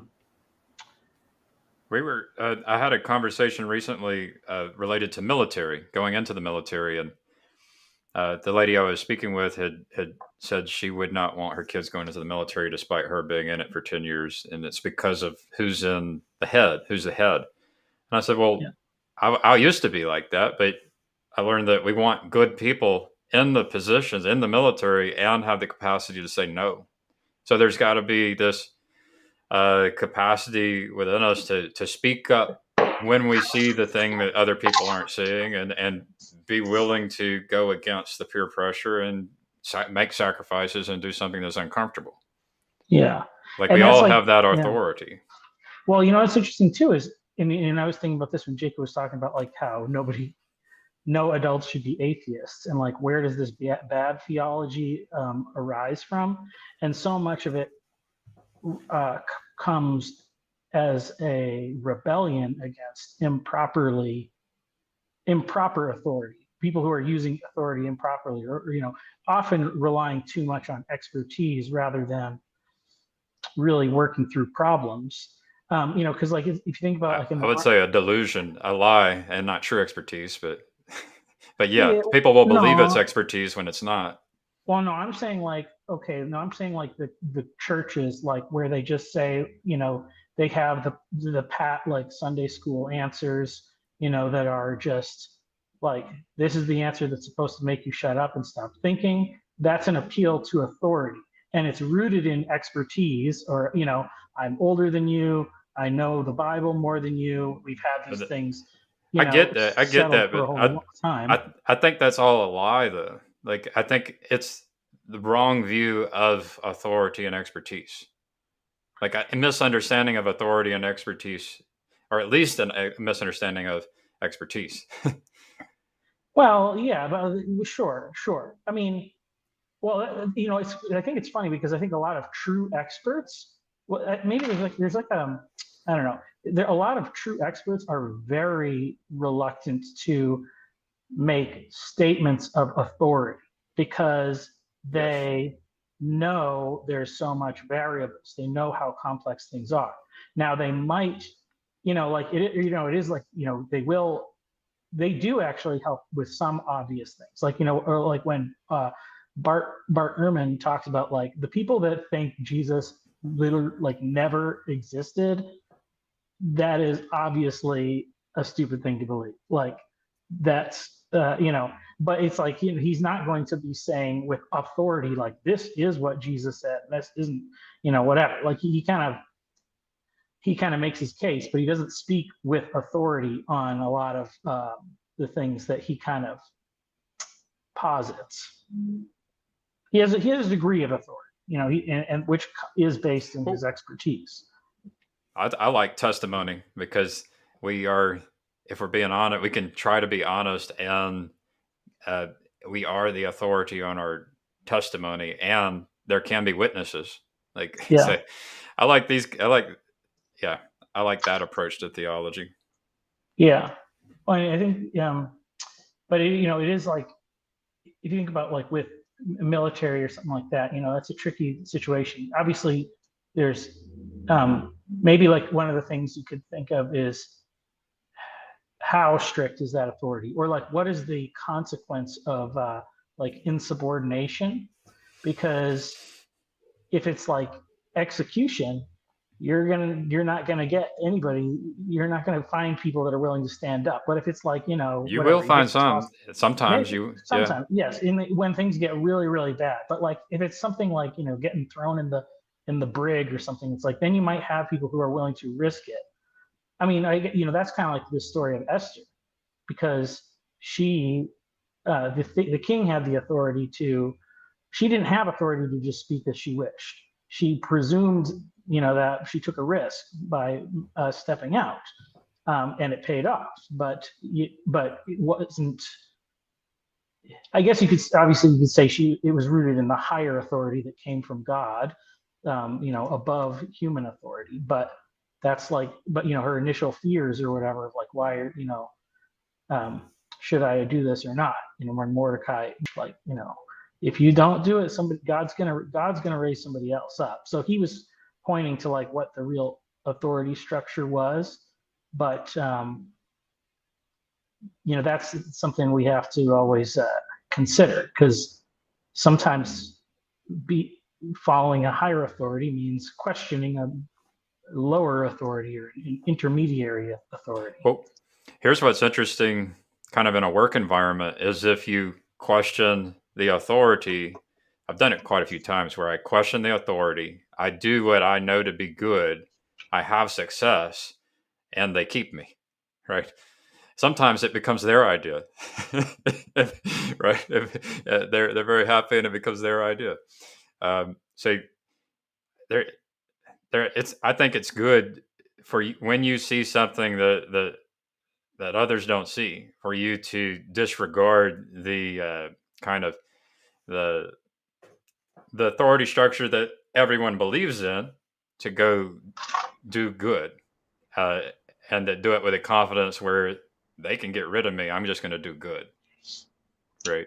Yeah. A skill and a competence.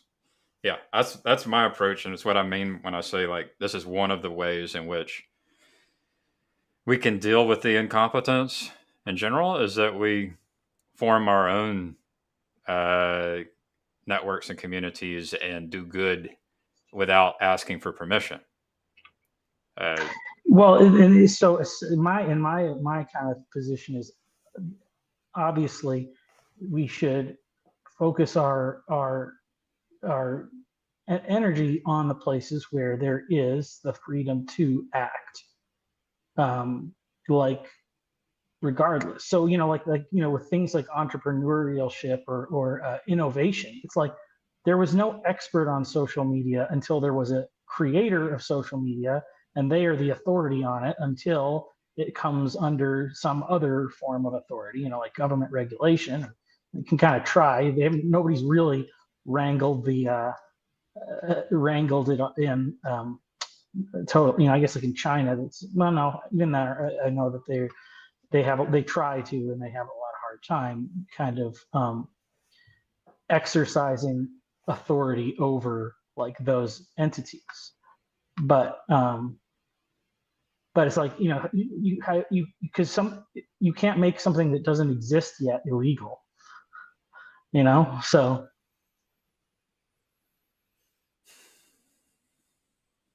Well, I think you hit on something with the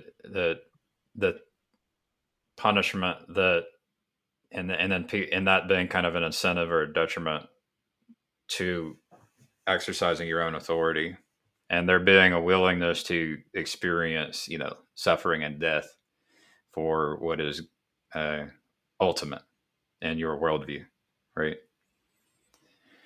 The big one is what's the ultimate, like which worldviews are the best worldviews? Like that's the really big one. Well, there's always like kind of some of that thing. It's like managing risk. It's like your boss isn't going to give you authority to do whatever you want during the 40 hours when you're working for him or whatever, necessarily, you know, going to business for yourself. You can take the risk of like, you know, quitting, and then you don't have to worry about that authority. Then you're free to do what you want, but you're now, you know, you're at the mercy of other powers or forces, you know, like the Well, marketplace. if your boss pays you $100,000 a year and then you save them $500,000 a year and only work 5 hours a week, they're going to be happy. So They should be, yeah. And I mean that's why people hate like the like, you know, the stupid imposition of like rules. If they can't like I know some people, you know, obviously some people I don't know what the like total response with the whole like work from home thing was, but you know, after everybody was working from home, and then like some companies are trying to get their people back, and then a lot of people really resent that or push back, you know, and they might decide even like, well, that was worth more to be paid less somewhere else that'll still let me do that or something like that, you know.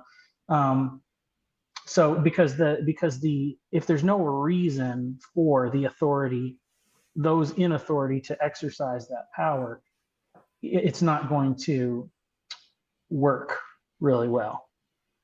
I guess, you know, that's, yeah. sometimes there's a reason and there's not a skill or time to explain the reason. I would toss that in there. Sometimes that's like, you know, you just got to figure out what are these most critical things, times and places, you know, like, because I think that is, man, like our whole system, like in general, is overrun with foolish authority that is more detrimental. Like, and it's usually, and this is probably like where expertise can run amok. Like, okay, so I'll use the example that I know best of like OSHA. You know, OSHA is this thing that's supposed to like prevent injuries in the workplace. And so they keep, you know, they implement all these rules and all these things, and like some of them fine, probably make, you know, good sense. Others are like completely arbitrary. Like I am in right now I'm working in a house that is, you know, going to close like in a couple days. There is no scaffolding, there's outside, there's no loose masonry, but like technically I'm probably supposed to wear a hard hat at least walking into this house and potentially inside the house, like or Oh you man, know, I got the evidence, Mike.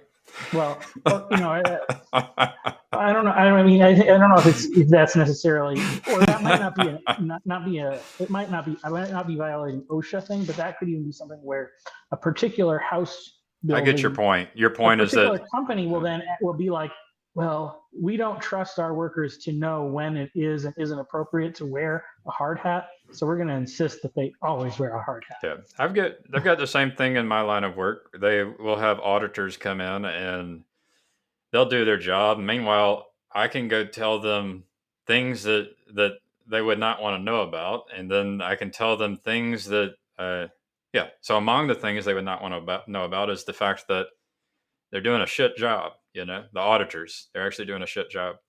And it's because this whole auditing business is connected into something like making sure that check boxes are marked for the capitalists who are investing and want to make sure that you know the thing they're investing in is they want to be able to trust it, even when the authorities who are part of that entire system could be made better. Right? So OSHA could be made better, for example, or the auditors in my business could be made better. In order for them to be made better, you would have to have some way for someone who's an expert to come in and say, I volunteer as tribute. We're going to make this thing better. But what I've found over the years is that the amount of organizations and people who actually have a path by which there can be feedback and learning and the growth of expertise, like it's rare, super rare. Yeah. Well, and like the superior method or whatever would be to spend more time like training people to know how to be safe, because there's a lot of rules that don't protect anybody. And there's a lot of knowledge that's missing that puts people at danger, because like if they don't, if our company hires somebody and they don't know how to use all the tools, we give them all the tools and then they could, just start messing around with it. Don't knowing how to use your tools properly is more important for safety than any rule of safety. Even like, the guards that they put on like saws and stuff like that, they're not as good of a protection as knowing why things go wrong, like how because if you put a board on a table saw the wrong way, it'll shoot back like across the room. It'll put a hole in the wall or Yeah. through your body. I had your body. I had a Yeah. boss whose skill saw got shot back and went across his leg. Yeah, and so I've shot my hand with a nail gun. But it's like if you observe and here, I've gotten some injuries because but every time it was because I was not following the proper procedures or whatever. So like it's like if you follow, if you have the wisdom and the knowledge, you then have authority over how to you become an authority essentially on how to use the tools, and then you are trustworthy to be using them. But it's like the cost associated with investing into the people to have the authority is not beneficial to like a bureaucratic system. I'll get back to the conversation on education and computers and artificial intelligence on this. I mean, it's coming up where you can have cameras and mics in the place where the trades are happening, maybe mounted on the people, and you can have the feedback and training happening. So it's also an audit trail. It's an opportunity for training and learning. This is one of the things I said, how do you deal with corrupt systems, is you retrain the people who are incompetent because of the Peter Principle. It could inform your promoting, demoting decisions. I'm kind of looking forward to it, honestly. It's a hard problem. And yeah, this capacity to put expertise, to document expertise and grow expertise and leverage it through artificial intelligence for the purpose of learning and teaching. It's going to be big.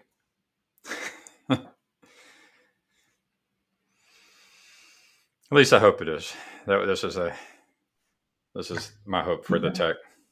Well, and I mean, I think that's the thing, is that very few people have people as their goal. Like, because I think from a religious standpoint, you could make a case that like the people themselves becoming authoritative in some arena, becoming more competent, like is a goal in and of itself. But we are always having to, it's very difficult to maintain that goal in the right way.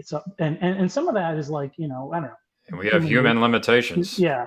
And so, but like when everything is put beneath like a profit motive or something like that, then you get really bad results eventually, or it's very hard to get those more lasting results out of a system like that. It's just not equipped to do it the right way. Or we need to trust the right people in the financial markets, like insurance. To Jacob Facciarelli.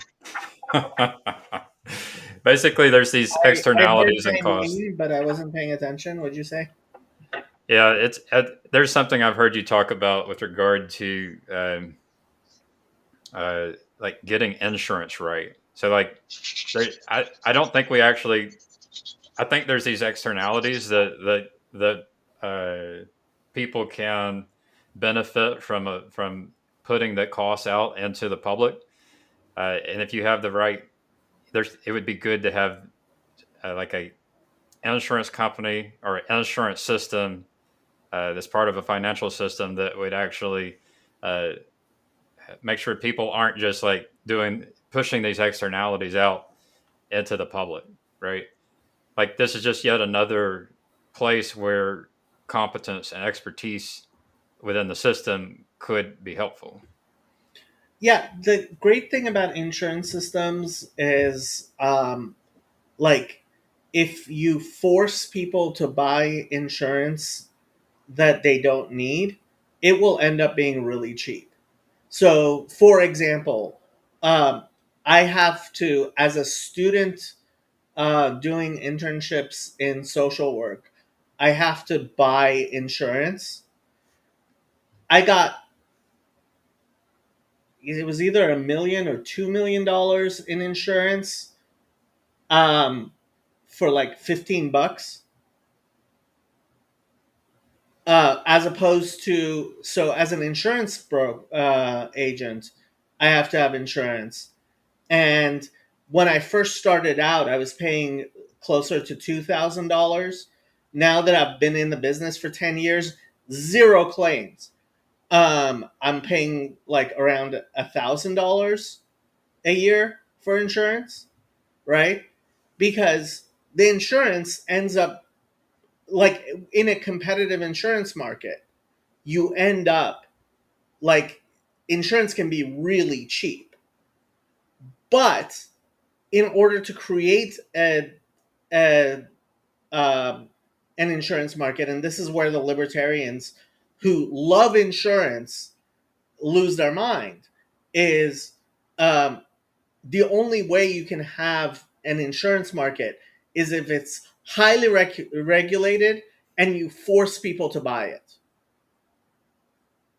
And ideally, it would be run by people with competence who Well, who are good people, have skill, the and there would be a system of improvement where it would grow and get better over time.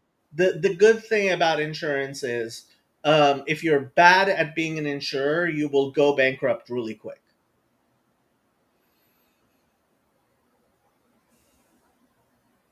That I can see that being true, and there's still being room for improvement, right? So if you were the best at insurance, what happens? Right? Do you become the wealthiest person in the world if you're the best at insurance? No. Right. So there's an interesting thing in economics, and I think it's to tie it in. Michael's talking about the profit motive. I've also heard you mention recently, Jacob, that it would be if we could compensate parents, for doing, if we properly doing a parenting job, this would be the kind of economy that we would want for the world, right? And so we end up with these economies where we aren't paying people that do really important work what it's like something like a true value and like the grand scheme of things. Yeah, there's and so the profit motive absent from accounting for all the costs, like what's the true cost of like being a bad parent?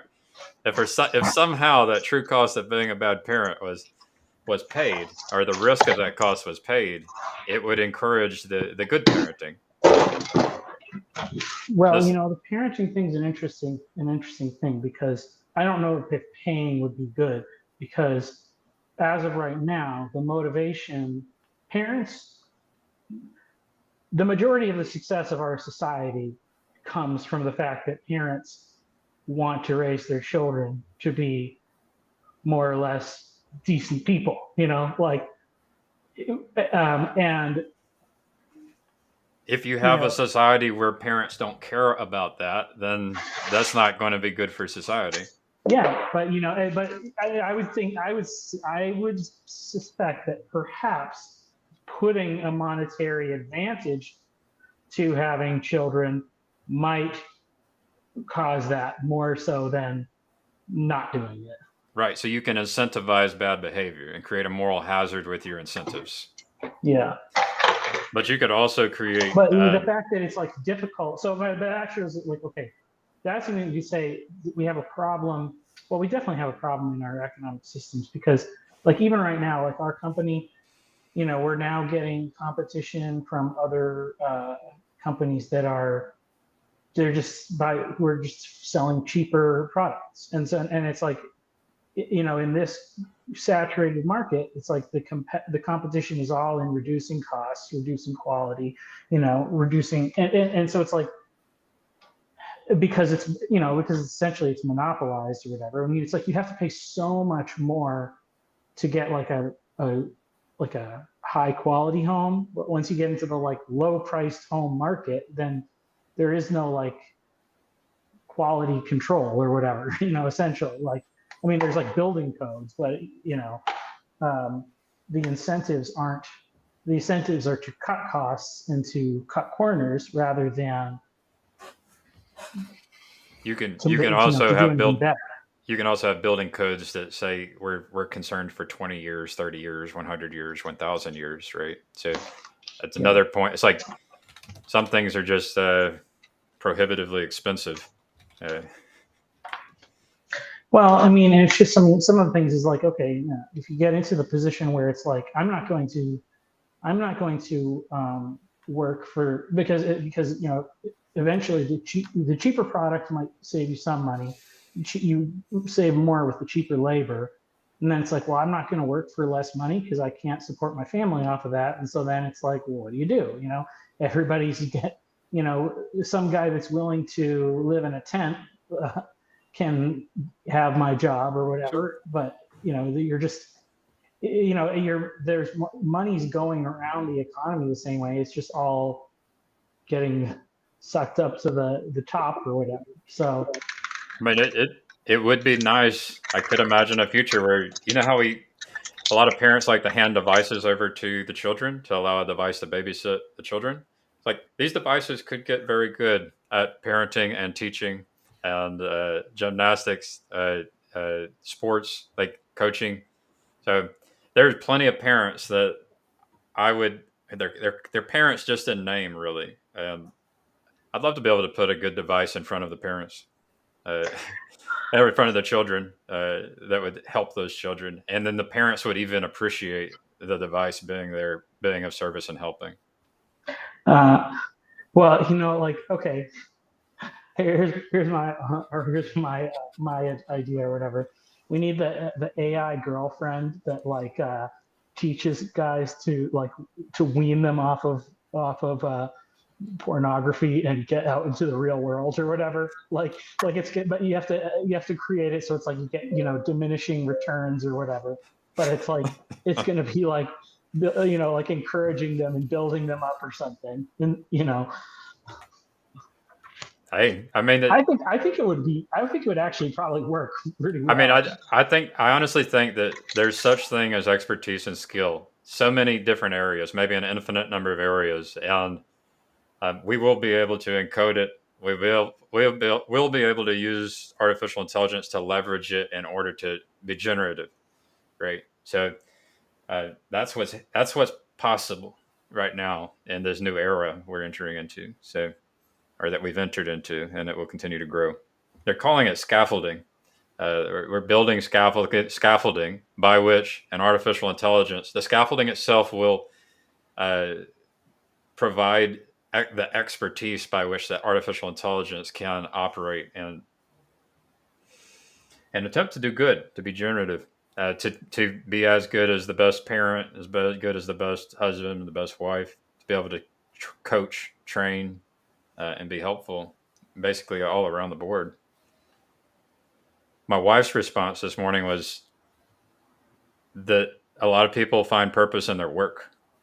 And so there's a lot of people that get concerned about this. That I think this is we're at the center of every community has to be something like worship and play. It's like, because I try to imagine a person who's like even in a coma could participate in worship. So I don't like putting people's value associating with the work they can do. Well, yeah, that's like, we do need to figure out incentive structures that accommodate for different people to do all sorts of stuff and things like that. You know, like um, you know, it's interesting with Jacob where you're talking about your faith in ideals or your frustration with them or whatever. So I put it's a pretty interesting video if anybody wants to watch it. But I did a bunch of research about my hometown and the church that my dad pastored, where I grew up in. But it was founded by this guy who was a Unitarian Universalist. Well, that's what they call him. He does not define himself that. He says, I am neither a Trinitarian nor a Unitarian in his book that I've been reading.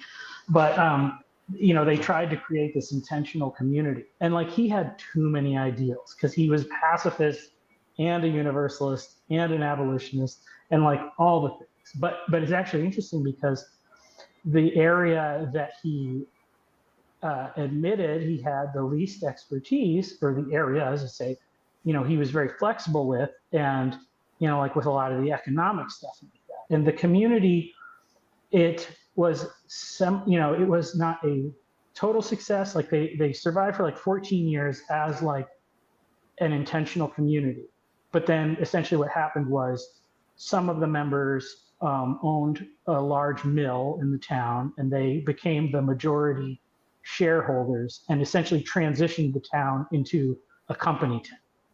And so, and then in that regard, it was like, oh, well, it's still a success. And we have a good church here, and we have a good school here, and like, all this stuff. And so it's just like, the ideals backfired, but like where there was the humility and the flexibility, things were able to actually work out pretty well. So,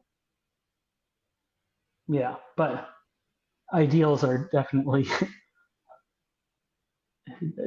I don't know. They're you have to keep them aspirational, I think. Strong opinions held loosely, Yeah, that's a good one.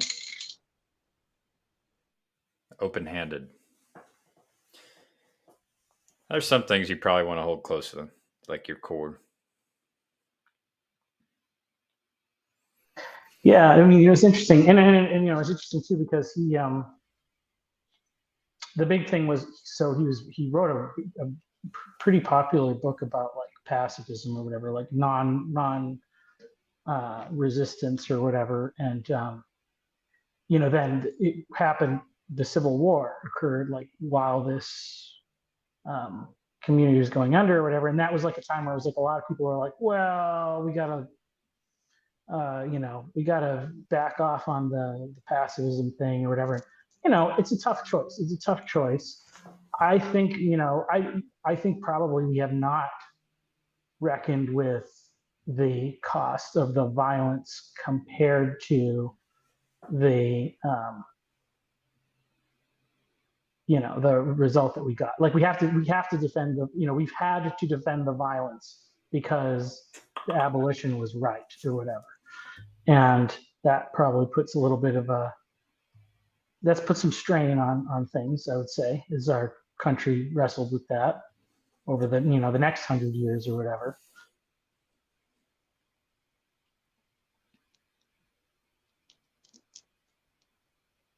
That's a touchy subject.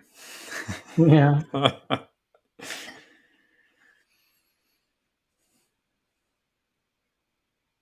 So on the list of things is no chattel slavery. Check. I think. Yeah. Well, but it's like I think, but if you think about it, it's like some of the problem too was that the North had benefited from industrialization so much more than the South. If they had tried to find, if they had tried to find a way for the South to industrialize and to benefit from it, then their need for reliance on slavery would have dissipated. I might have to go into the Civil War once there's one side that's advocating for the AI rights, and I want to keep them as our slaves, and so it might be pretty bloody one day. I hope not. I'm not exactly joking either. I'm not exactly joking. We'll just keep it on it'll only be fought in video games. And then it's like, if we lose, we can't play video games anymore. The AI won't let us. No, that I don't know if you caught the part where there's kind of some extremists who are very interested in artificial intelligence kind of becoming Yeah. what's left without any humans. That's like really extreme. But the less extreme would be, um, you know, robot rights. You know, that's going to be big. I mean, we in a world where there's people who are bad at math and probabilities, you're going to have, and you already have it, people who believe that these robots are intelligent and does like deserve some kind of treatment as if they are like a human. Yeah. Well, like, Neil had a stream a while ago, and I know it was kind of like that one that you sent me where those guys were talking about AI and how it's going to affect workplace and stuff like that. And Neil was talking something about, like, driverless cars are going to come pretty soon or something like that. And I was thinking, like, well, okay, well, I've got probably good enough credit that I could go buy a driverless car, and then I could just be reaping the benefits of it, delivering people's Uber Eats or whatever, by itself or whatever. And like, that's a weird thing. It's like, oh, well, because I have because I have sufficient credit, or I could take out a second mortgage on the house if I wanted to, like, go all in and make a big investment. It's like, I can reap all these rewards, but then it's like, oh yeah, but that's totally going to screw, there's a lot of people that won't be able to take advantage of that, and then that would, like, create this greater class divide or something like that, and it's essentially, it's like, it is kind of like being able to buy slaves. But then in some sense, I would have to say, like, okay, well, if I don't have to work anymore, I might be impoverishing myself, or my children, if I'm giving them too much luxury and not enough responsibility or whatever, because I had the opportunity to do that. So, it really just come back to, like, what I worry that it's already happening, Mike. Well, yeah. I heard my pastor talking about a 4-person family living in a refrigerator box. He's got a story of going over into Mexico, and it's like, so I've been using that story with my family. It's like, you're arguing over this treat that you want.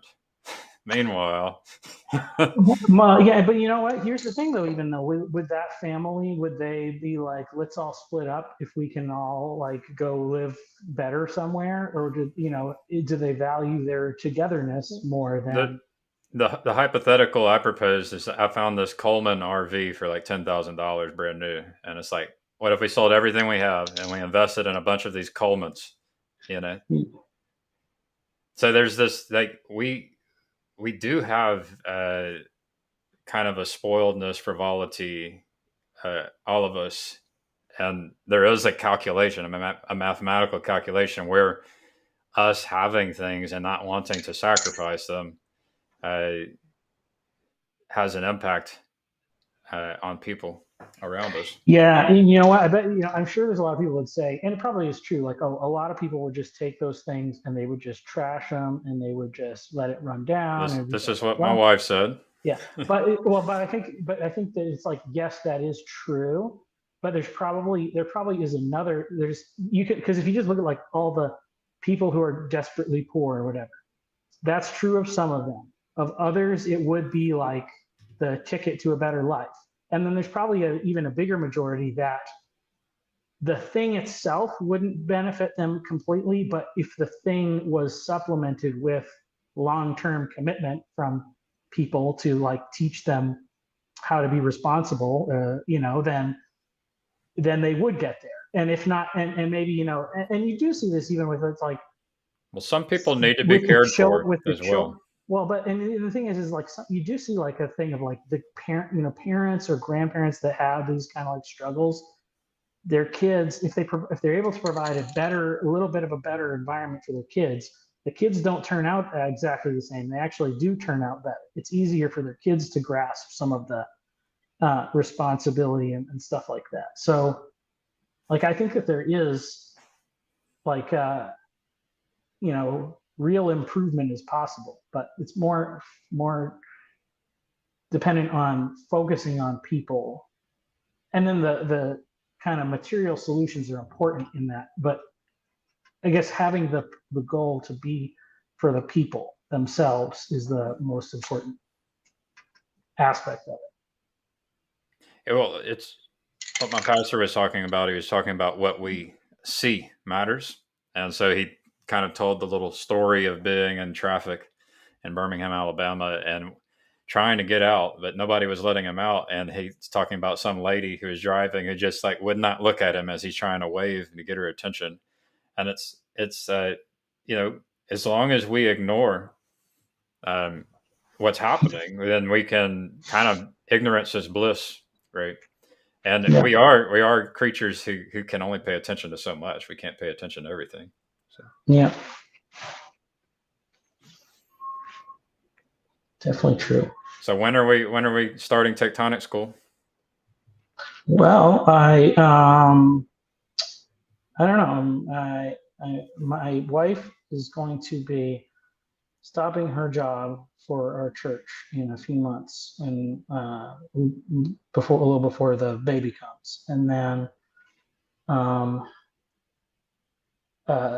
she's going to try to help me dedicate some more time to figuring things out. Still trying to reach out to some other people.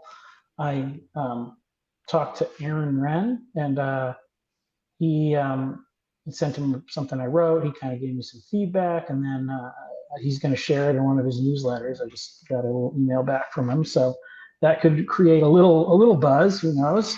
And then I think I'm gonna reach out to Rick Walker soon here. He knows business stuff, so I just have been working on writing a review of his new book, and it's pretty good. So actually, I do really like his book. Like, it's kind of it's kind of like, is this like a Jordan Peterson, Jonathan Peugeot kind of like copycat thing? Like, in some ways, yes, but it has like it has like a real gospel message of redemption in it that is like missing from Peterson's stuff. And so I really appreciate it for that aspect. So I would recommend for people to read it. Yeah. Rick Walker. Yeah. What's the name of the book? 9 Steps to Build a Life of Meaning. So it's 25% more efficient than 12 Rules for Life. and it has some ingredient in there that was missing in the 12 rules. Yeah. There we Yeah, go. he had a really, it was like, towards the end, he has a really good line. It's a forgiven man is more perfect than a perfect man with no need of forgiveness, or something like that. So, yeah. My pastor talks about grace and truth and grace before truth, something like that. Is similar. Well, the Tectonic School is something that I'm interested in. I think it's connected to all of these ideas. Your capacity to get it going too is in there as well, and then being able to like extend trust properly. It's all part of it, right? Yep. Well, I'm going to call it soon, Mike. All right. Do you want to do a shout out and some branding for your stuff? Yeah. Meh. People can find it. It's my name, whatever. Sartori Studios. That's the YouTube now. So Sartori Studios and Tectonic School. Yeah. Sounds good. All right. Do good work. Thank you for your time. Thank you. See you later. See ya. Bye-bye, people.